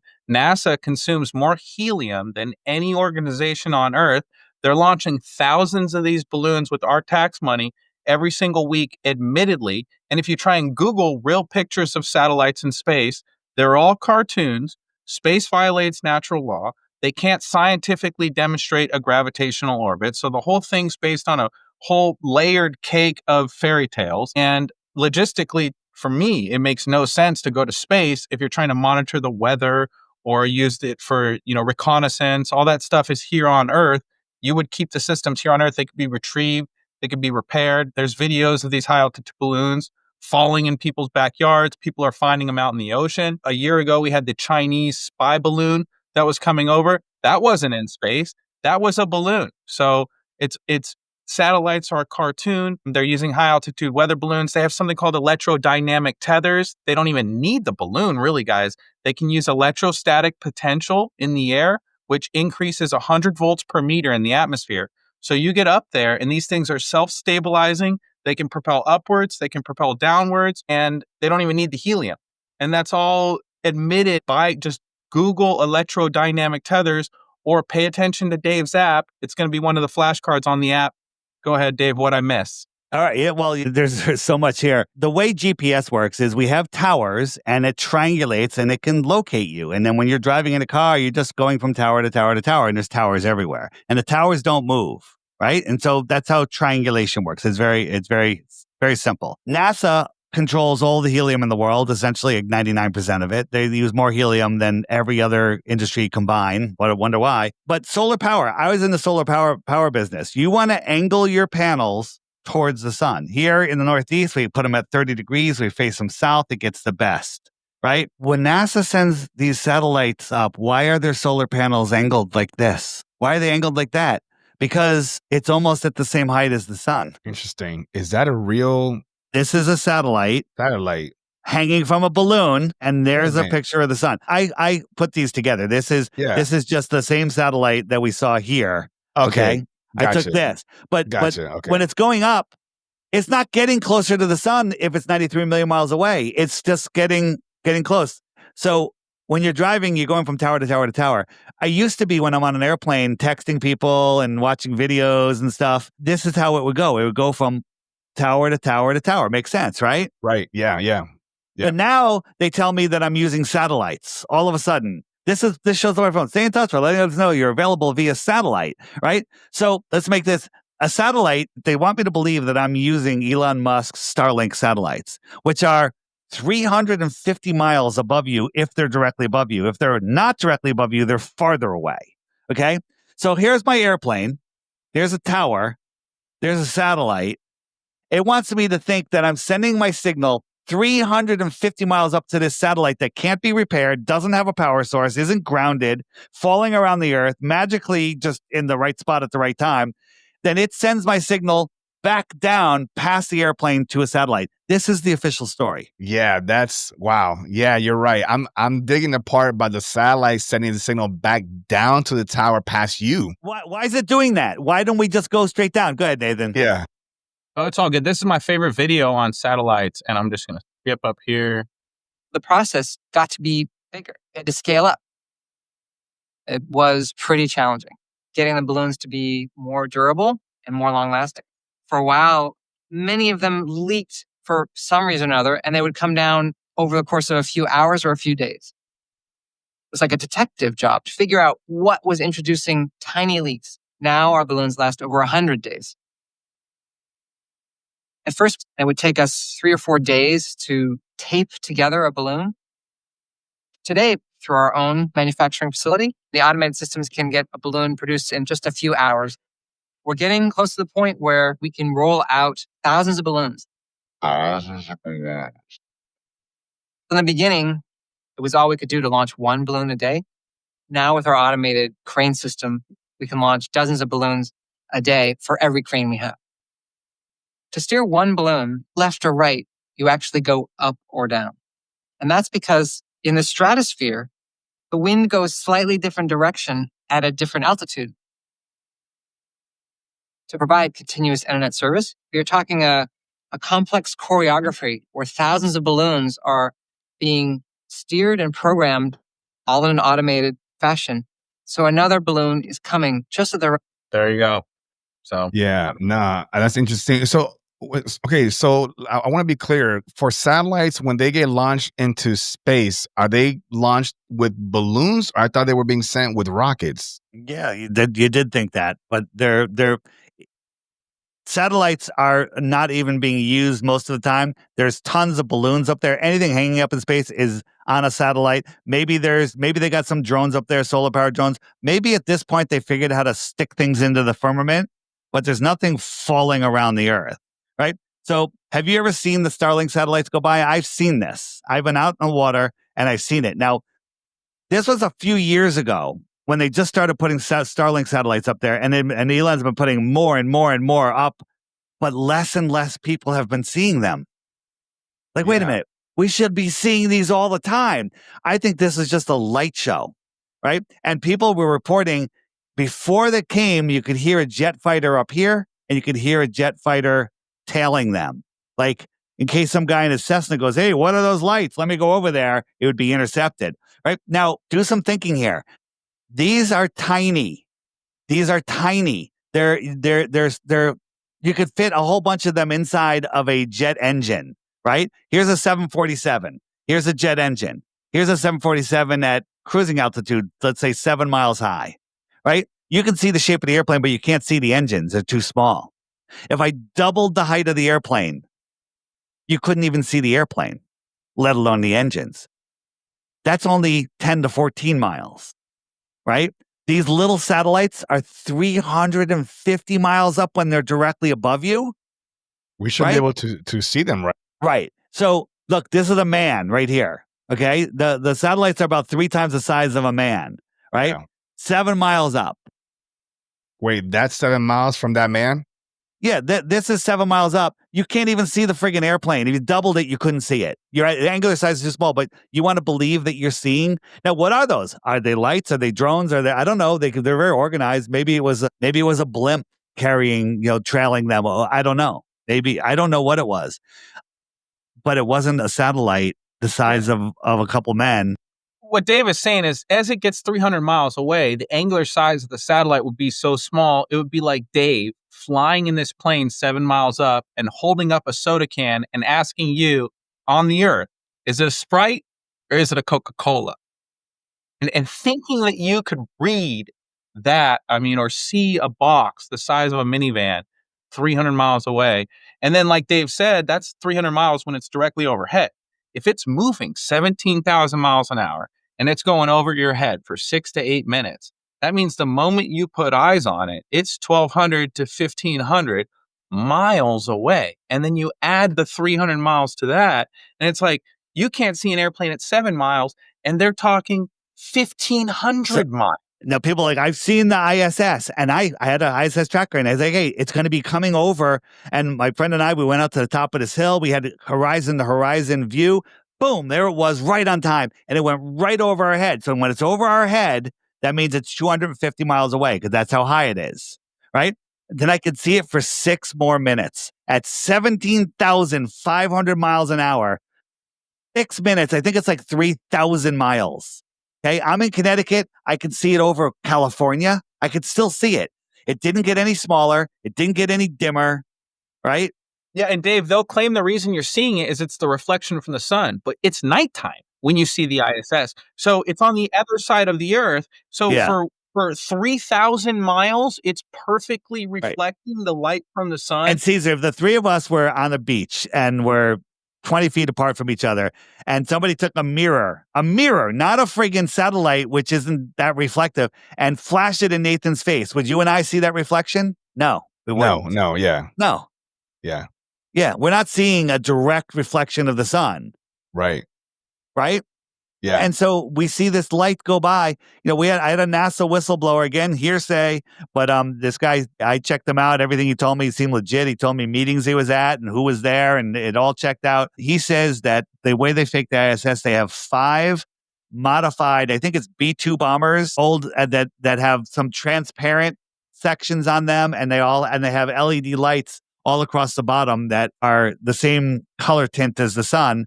And they literally run them. 2 are based in Alaska, and the other 2 are other places, and the other 3 are other places in the world. But they take turns deceiving people. Like, people are like, why would they do all of this? It's to keep us locked in a mental prison. That's what it is. It's to keep us, hiding creation, hiding who we are, hiding our true power. Yeah, and gentlemen, I've always thought for a while back that one of the reasons why we don't go back into space, this was just what I had thought, was because there was so much garbage and trash entrapping us around this globe, right? Like all of this, They told us. all of this satellites and stuff that isn't cleaned up. So that's definitely not the case, right? Because I'm sure, because there's a lot of people, and so I'm asking on behalf of folks the best that I can. For those of you that still think that we are trapped in this globe because of all this garbage, yeah, thank you. Look, because of that. Dude, we can't keep track of MH17, but we can keep track of all of these. We're keeping track of all of these. It's hard to see. Planes? No, these are satellites. Oh, satellites. Satellites. Hold on. Let me turn on the junk, the debris. Yeah. And we're tracking all of this debris. Okay. We're tracking all of this. Are you freaking kidding me? Are you kidding me? We're spinning, whirling, and twirling, going in 4 different directions at once, and somehow all of these satellites, all of it is just being perfectly tracked. Are you kidding me? Come on. Yeah. That, guys, look, that right there just really, like, on top of that, Cesar, I went to JPL with about 6 other flat earthers, and we asked the tour guide, what's the melting temperature for the metals used in the satellites, and how hot is the thermosphere? This is another flashcard that Dave's going to have on the app. And he goes, I don't know.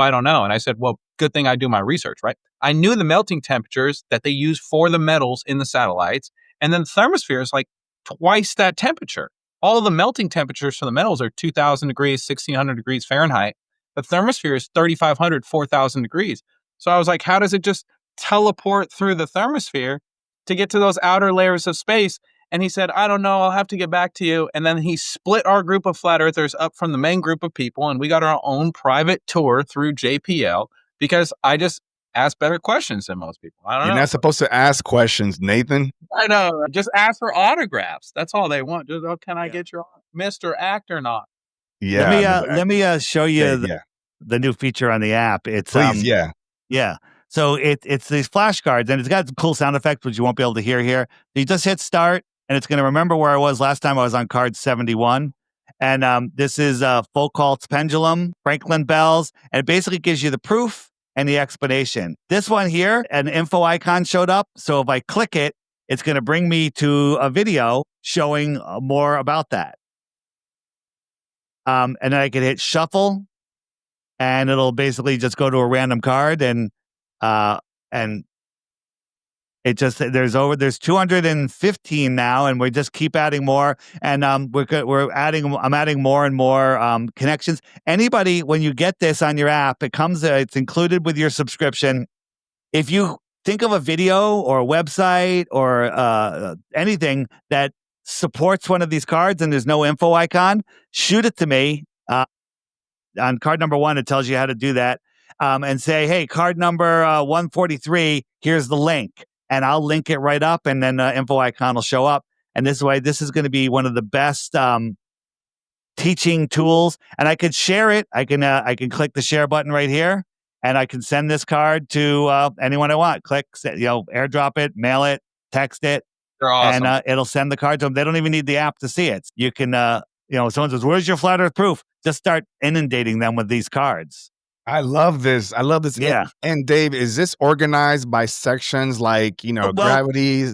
No, it isn't. It was an alphabetical order, but because of the way I did it, I numbered them. So anything I add, it just goes to the end of the list because the list is just going to keep on growing. Yeah. But I am going to add a search feature. You're like, hey, I wonder if the Elias effect is in here. I wonder if and so you could search, and if it's not there, you can suggest it to me. Here's the thing. I have an offer. Okay. If I'm going to have a globe Earth section on here.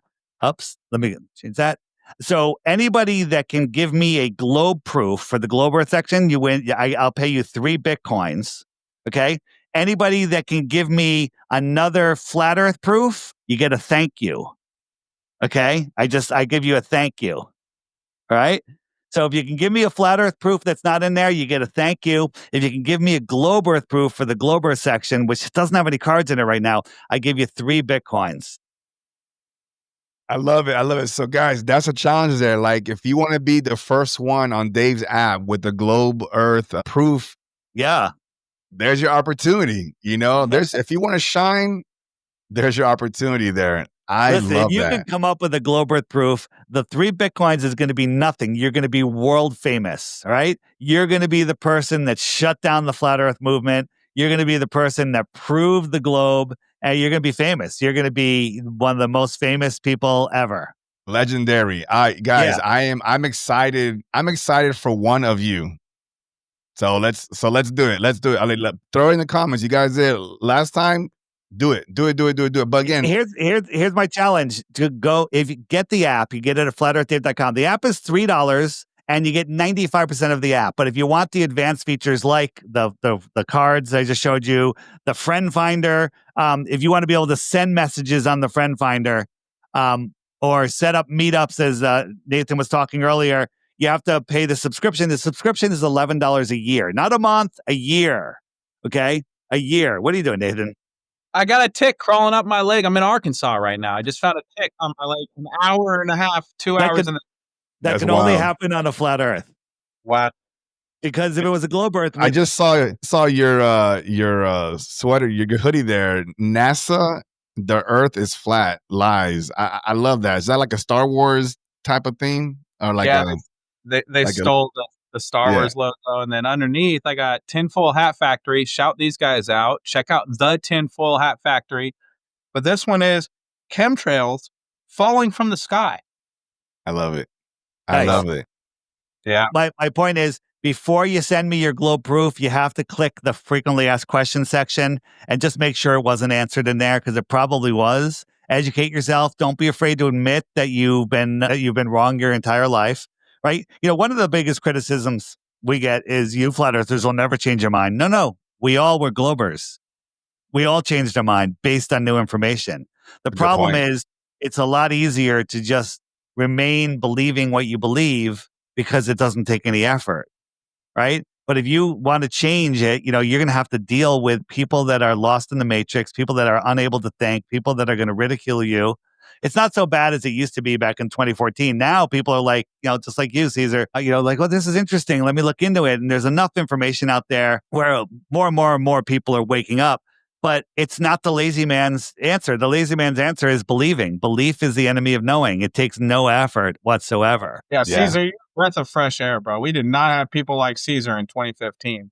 Yeah, no, I appreciate it. You guys are fresh breath air too, because what it is I don't, who cares who's right or who's wrong? The fact that you guys are having these conversations, the fact that you guys are putting the work and testing it to the best of your ability, like that's the whole point of this. We're all in this together. We're in this, like I think Dave said also, we're in this construct together. Like instead of arguing and saying, Dave, shut up, and what do you know? I mean, respectfully to you folks, what do you know? Like show us what you know. Show us what your time and effort, hard work that you're putting in to prove something. I'd like to know too. Like I said, I will have you on the show to talk and share what you found. So I ask folks, as you go through these through this episode and you comment, take a moment, take a break from bashing people and just say, hey, look, Dave, I don't agree with this because of this. You know, like have one a thing conversation, please. And I pointed out to you last time, the trolls I live rent free in their minds, right? They go to more of the comment sections of my videos than I do, and I try to comment on videos and answer people's questions. They're going to go and they're going to say, Dave's a grifter. He's using the Haversine formula for his Flat Earth app. He's doing this. He's doing that. They're going to say everything, but the one thing they won't say is a globe Earth proof. They won't give you any. And if you look at their channels, they're empty channels. They're just empty channels. So, and they're going to go there and they're going to comment. One guy is going to show up, Cesar, and he's going to timestamp every single thing that was said and give you his answer to it. I saw that. Yeah, it's crazy. I think it's got to be AI that does that, right? I saw that because it was really good. I actually looked at Dave. I looked at two of those. I said, okay, let me check out the timestamp. It took me somewhere, but it kind of was off. Like it wasn't really talking about whatever they were saying. So I don't know how. If it's a guy that does that like manually, God, I feel bad for him. I'm not going to feel bad for him. My man's fallacies, ad homs, but never a proof, never a globe Earth proof. They just make claims, and they have no they've got nothing. Nathan's on TikTok almost every day doing these. They let Globers come on and present their evidence, and they literally, it's hysterical. I listen every morning. The craziest one that happened to me, Cesar, was I got hit up by a guy pretending to represent the Travel Channel. And he says, we're working with the CEO of Zillow, who I got on a video chat with, and these two Harvard students were going to set up a debate. They flew me from Virginia to LA, and then their way of pranking me was they set up a test to prove the Earth was a globe, and they failed, and they proved it's flat, and then they went around sharing flat Earth with me for the next 2 days in downtown LA, Hollywood, Venice Beach. And I'm like, man, if you guys want to prank me, just take me to the beach and show me the curve, bro. Why do you guys ought to prank me by like pretending to be flat earthers and doing all this extravagant stuff? It's like, man, you really want to prank me? Show me the curve. They'll make fake videos for about, like fake proofs, fake flat earth proofs and stuff. And sometimes people will fall for them. We don't ever do that. We just look at evidence. We just measure the Earth.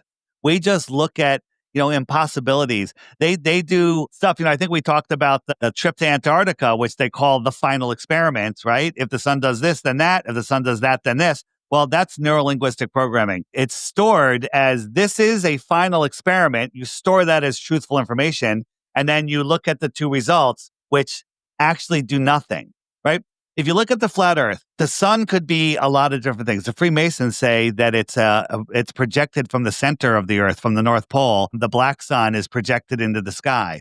Biblically, it says that the sun is in the firmament, and we're seeing a reflection of it. Dollard, the scientist guy, Eric Dollard, he says that the sun is a transformer from another dimension. Then we have other models that say that the sun that we see is a reflection off of the dome. And all of these things, if you had to say, what are the chances that is the truth? If it's above 0.0001%, there's a chance, right? Like if you say, I give that a 1% chance, I give that a 0.5% chance, I give that a 10% chance. Okay, now let's look at the heliocentric model.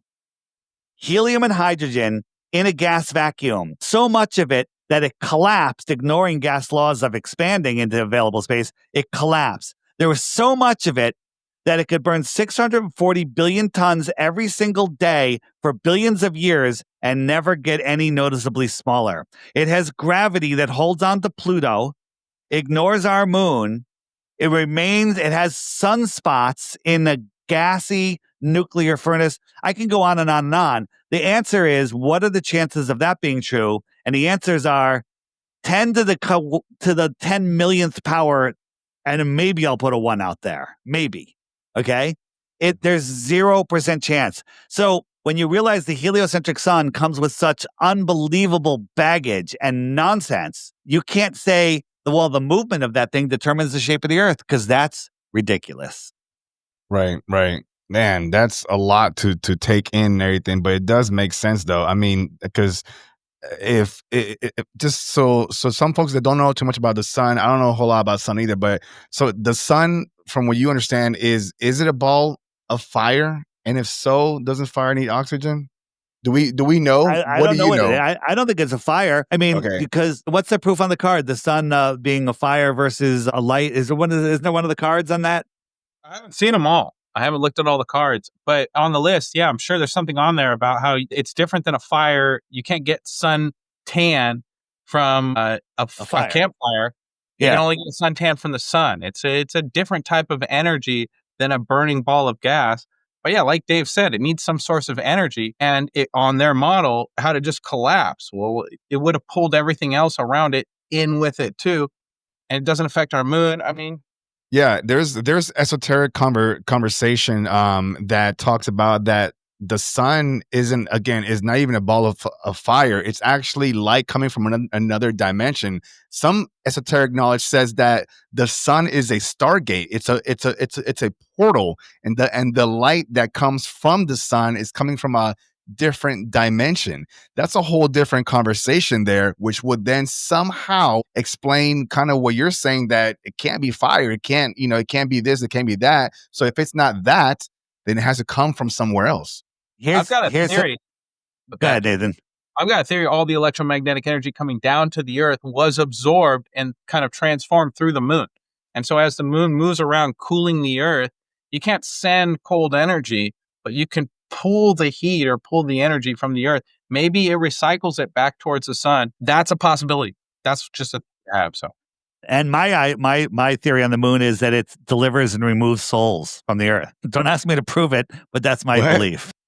I think that the moon is responsible for the delivery of souls into human avatars, if you will. Shit, Dave, that just that opens up a whole thought. You're not supposed to celebrate your birthday. You're supposed to celebrate your creation day, and your creation day is the full moon 9 months. The full moon closest to 9 months before your delivery, and that's your day of creation. It's something like that. I think I'm pretty sure that's it. But let's say this is a simple model of the toroid that we live in, and this dielectric plane is the physical Earth where we have our physical experience. So this is like 1% of this entire system. This entire system is what we exist in. This is a soul system, a system made for souls to have experiences.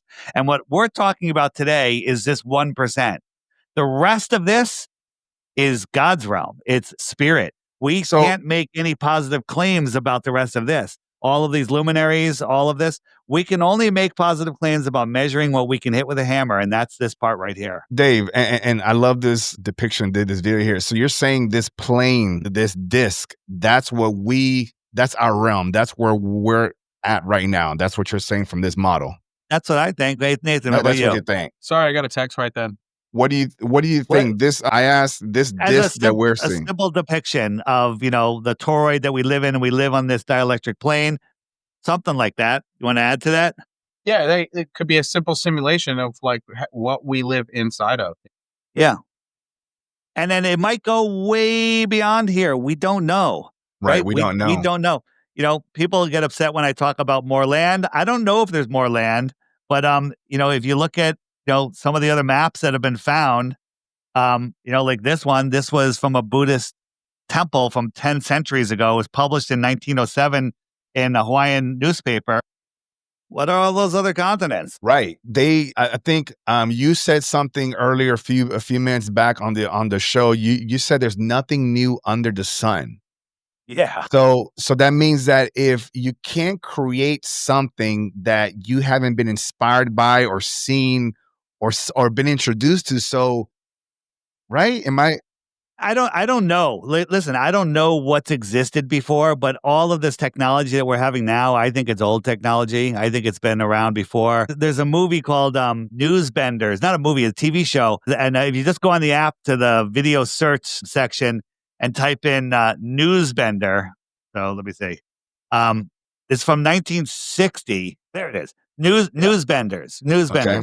And you watch that, basically it's like 1960. This guy shows up for a job interview, And this guy shows up for a job interview, and he's like, "Yeah, this is where we make the news. We plan all the wars, and the rockets are showing everything. It's all fake, and it's all planned out a year in advance and everything." And the guy's like, "What?" He's like, "It's unbelievable." He's like, "Well," he goes, "what if I decide to tell anybody?" He goes, "Well, you remember that operation you had 10 years ago for your gallbladder?" He goes, "Well, they put a little chip inside of you that we can press a button, and you'll have a heart attack anytime we want." You made And that he's up. like, "No, this is just the show, right? This is just the show." Okay.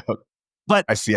but you're saying all that, and the guy's like, he's asking more and more questions. And the thing is, he goes, "Who's planning all of this? Who figures all this out?" He goes, "Oh, it's not who." He goes, "It's the big machine upstairs." Oh, shit. He's talking about AI. Yeah. Okay. Yeah. I don't know if it's true or not, but Yeah. but that's what they were talking about. It's just like, when people, if you look at in the book section on here, if you go to the More Land section, there's a book called The Iron Republic that it's about a guy. Well, where'd it go? It's about a guy that went to Antarctica and found more land on the other side of Antarctica and lived there for 10 years. He got married, and it's a great story. Yeah, it's an amazing story. Look it up. You can go on the app and search on their videos, search Iron Republic, and it's on YouTube. You can listen to it. One of our guys read the whole book. He did a great job, and it's like a 5.5 hour video, but it's a great story. Now, it's a story. True or not, doesn't matter. In the late 1800s, they were talking about more land beyond Antarctica. Okay? True or not, Yeah. they were talking Right. about more land beyond Antarctica. The conversation was still being had, period. That's the point here. I appreciate you showing me that. Nathan, I want to ask you something real quick, because David mentioned about AI, the big machine and things like that. People say it's artificial intelligence. Artificial or not, do you think it's still just intelligent in some fashion? Is it alive to you? Is it like, how do you see AI? Is it real to you? I don't know enough about AI. I've just never been into it. I'm not the kind of person that has conversations with AI. I find the AI overviews to be interesting, but other than that, Yeah, my opinion is, I think it's tapping into some other realms. I don't think it's just computer learning. I think it's organic, and it could be evil. But here's the thing: is there's evil in this world, and we can use that evil against them. Like our smartphones are literally control devices, but we're using them to contact each other, to share information. The internet. Like I believe they created Bitcoin to control us, but then the people created Monero off of Bitcoin, which is a privacy cryptocurrency, and other privacy ones. And so we literally can use this stuff against them. We're using Zoom right now. Zoom is spying on us. Oh no, we're not on Zoom. We're on Riverside. Yeah, all this shit is spying on us. But at least we're getting information out to others. These flat Earth conversations have been going on for centuries. But back 100 years ago, and I don't want to say more than that, because more than that, they probably can communicate worldwide. You would just talk about it with the people in your local town, and that's it. It wouldn't go any farther. You're not going to, the only way to communicate was like a newspaper article, Yeah. Man, there's again, we know we can go all day on this and everything, gentlemen. And folks, I know I didn't get to all your questions. I'm sorry. There's only so much time here. It's impossible. It's impossible, right? It's impossible. But at least I commend all of you. I thank you. I appreciate all of you for at least, asking the questions. And again, we tried, right? We tried. So again, now I put it back to you, your own questions. Try to answer them. Try to find somebody to answer them. And when you find that person, reach out to us. Dave? Here's the thing. Nathan has these great flyers, flatearthflyers@gmail.com. He's got biblical ones and just straightforward scientific ones. They're a great way to wake up others. Like if you go to church, stick them in the pews, especially the biblical ones. They're amazing. Dave's a lot harder to get a hold of them. If you have a question we didn't get to, email me, flatearthflyers@gmail.com. I promise you I will respond. There you go. Get your question answered that way. Sorry we couldn't get through all of them. Yeah, Great. but your Great questions are answered in the frequently asked questions section and the more resources section. There's so much information on the app. It's $3 one-time charge. And you have it forever. If you want the subscription, which you don't have to get, but most people will want it, it's $11 a year. Right? And if you say, that's not a problem, because I know you're going to buy a round of shots on Friday night for your friends at the bar, and that's going to cost more than $11, and you're going to piss it away, 10 minutes later. I love that. And again, folks, check out, Dave's app. find the question there first, I would suggest, and then ask Nathan. Okay. But like David said, they're probably already in there.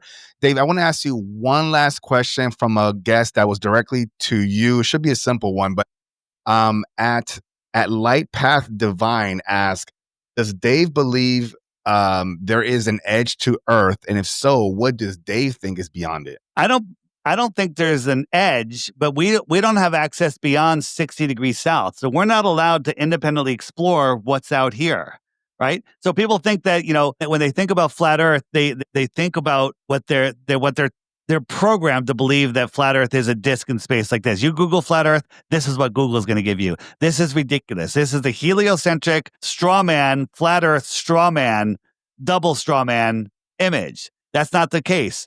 If we were in Kansas and we had a lake, let's say it was 200 miles across, okay? That's a big ass lake, right? 200 miles across, big circular lake. In the center of the lake was a small island with a magnetic mountain on it, okay?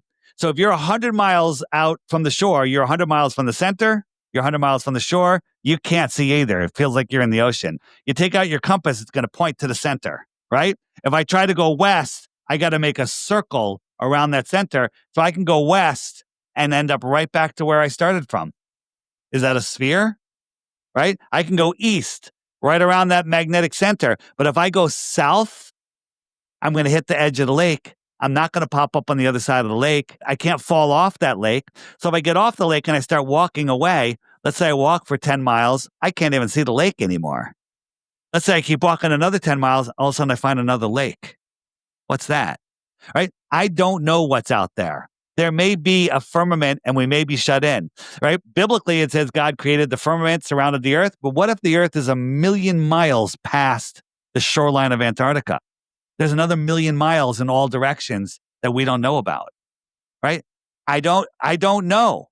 Yeah, but you just made a good point here that you're not saying, Dave is not saying, or Nathan isn't saying that we're in a dome. Dave said that we're in a firmament, right? Yeah. Isn't that I the way personally it's said? think we're in some sort of dome. I think we are. I don't know how big it is. I don't know if there's a way through it. I don't know if Right. there's other. I think there's a lot of hidden land that's being hidden from us, but I don't know how big it is. No, but I'm saying it's in the Bible, right? The Bible says we're in a firmament, right?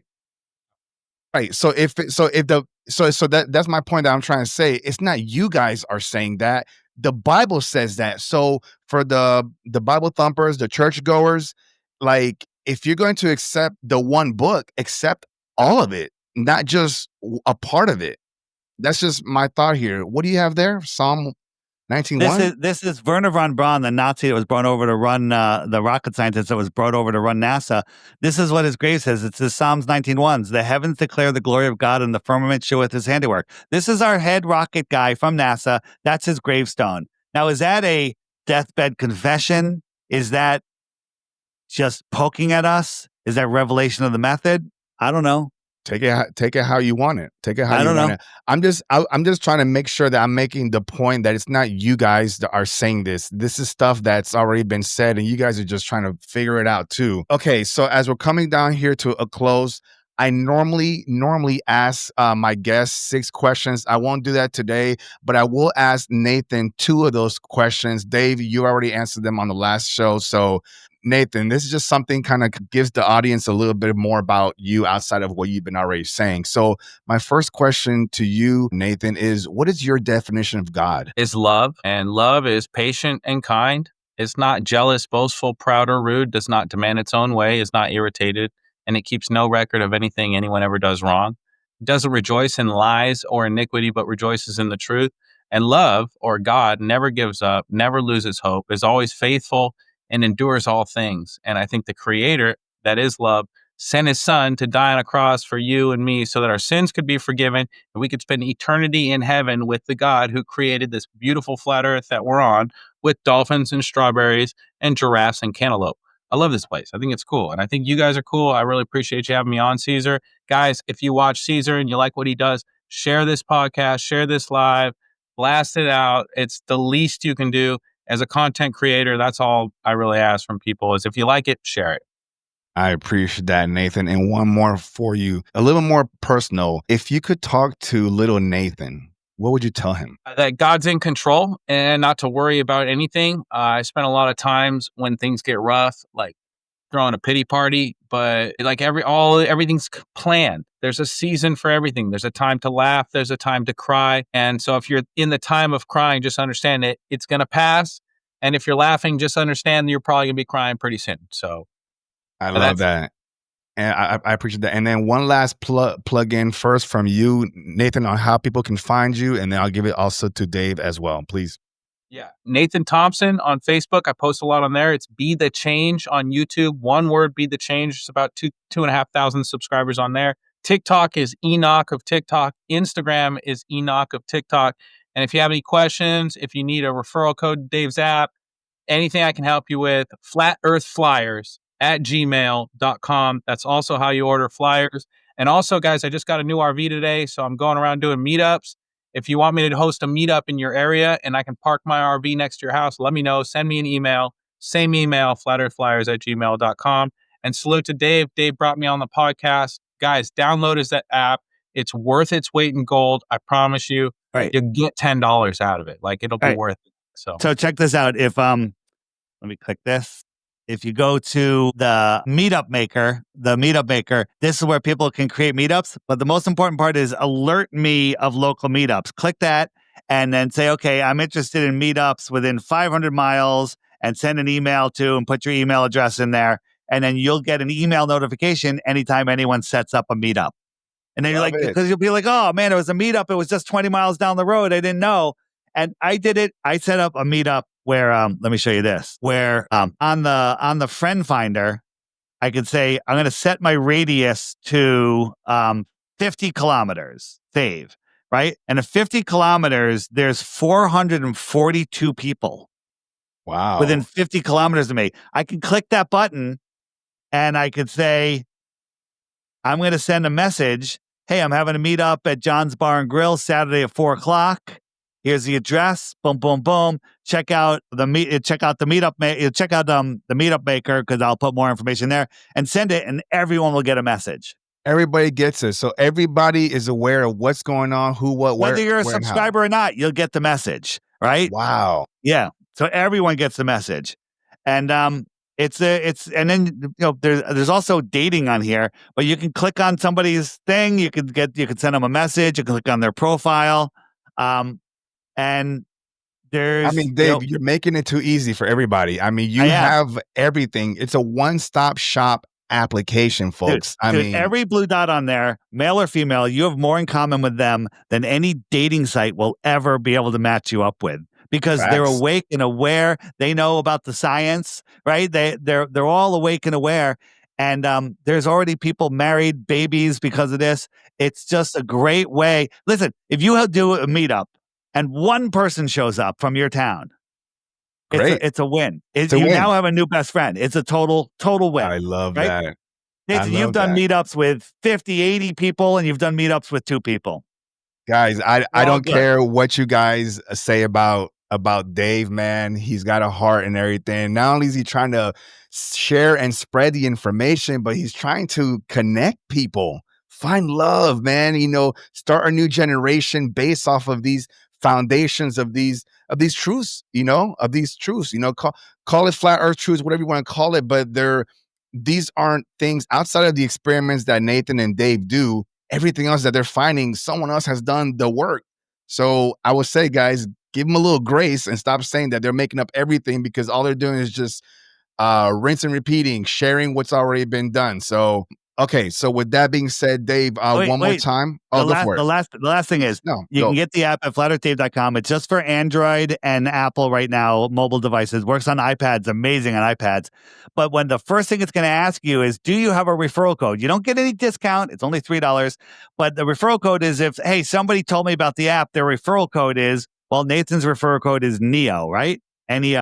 Oh, yeah, like so NEO. Type in NEO, and what you get from that is nothing. Nathan will get a point, and he'll also get some Dome cryptocurrency, right? Which is kind of fun. We'll see what happens with that. But if you get 11 points, you can trade it in for a year subscription. So I even make the subscription, which is only $11 a year. I can make it free, because if you have the app and you start talking to people about flat Earth, and you bring up a meme, you bring up a video, you show them, the first thing they're going to say is, where do I get that app? And say, yeah, get the app here and make sure you use my referral code. The referral code, if you go just real quick, because you click the friend finder, which is the handshake button right here. And then the middle button here is your referral button. It'll look different for everybody because it depends on how many referrals you have. It'll look like one of these buttons. Then you just there'll be a random number here. Mine is DITRH, stands for Deep Inside the Rabbit Hole. His is Neo. You can make yours anything up to 7 letters, right? You can there's probably even some single digit letters available, but it'll tell you if it's available. You can copy the link right there too, and you copy that link and text it to your friend, and then they just click on the app, and that's how.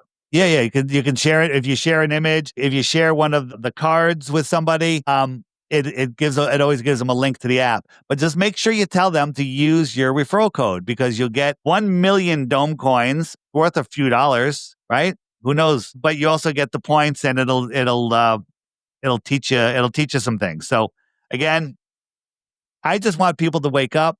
People are like, Dave, why are you charging for the app? Because the app cost me 5 figures a month. 5 figures a month to run. Okay. The man's got to eat, folks. Yeah. The man's got to eat. Yeah. So the last thing before I go to my outro, Dave, is there a last message that you just want to give to my audience before we go out? Don't believe anything that we said. Verify everything as the creators told us to do. Don't believe any man. Belief is the enemy of knowing, but use your senses, right? I can tell Cesar's a good guy from the second I got his email, before I even saw his face and his micro expressions and the tone of his voice. You can tell these things. People have good judgment, but we've all been lost in the sauce, steered by the news, right? Living in fear, false evidence appearing real. And once you understand what this place is and the true power of your mind, that everything changes. We all said it. What difference does it make? I still have to go to work on Monday. What the hell do I care about the shape of the earth? And it changes everything. And it literally is the most important truth in your life because all the other lies are based on the spinning ball religion. I love it. And Nathan, same opportunity for you, please. Anything you'd like to tell the audience? Yeah, of course. I always say a few things, like be the change you want to see on flat Earth, but also the truth is incontrovertible. Malice will attack it. Ignorance will try and deride it. But in the end, there it is. You can lead a globe earther to flat water, but you can't make them think critically about the shape of the Earth. And once you glow flat, you never glow back. So get out there, test all things. Hold fast to that which is true. And I really appreciate you having me on, Cesar. It's been a blast, bro. My laptop is about to commit suicide. So No. Okay. And I appreciate you, gentlemen, too. Folks, again, I will have their links on the description as I always do. So make sure that you show them some love on their platforms and their social media as well. Be respectful in the comments, folks. Let's have more conversation and less hate, less bashing and stuff, because we're not getting anywhere with doing all of that. But I still do welcome your disagreements. Okay. Bring your questions. Bring your hard questions. We love hard questions. We don't like insults and we don't like empty claims. Bring your hard questions. Fair enough. And folks, if you like the episode today, folks, please subscribe to the channel, send a like, share it with your friends, talk about it over the water cooler, talk about it while you're on a remote, a Teams call with your boss, whatever the case is, do that. And if you're on the audio platforms, I'm on Spotify, iHeart, Amazon Music, you name it. I'm on all of those. Rate the show. When you rate the show, it helps the algorithm take this conversation, not just here, but way out there, overseas and even beyond the frequency, guys. So please share it, like it. And Dave, you wanted to say something? Just remember, when you're talking about it at the water cooler, notice the surface of the water. It's flat. All right, I'll keep that in here. And folks, as a reminder, I love you. I see you. I hear you. I am you. Continue to ask questions. Don't be afraid to pull back the curtain and take a deeper look. Push forward, always reaching beyond the frequency.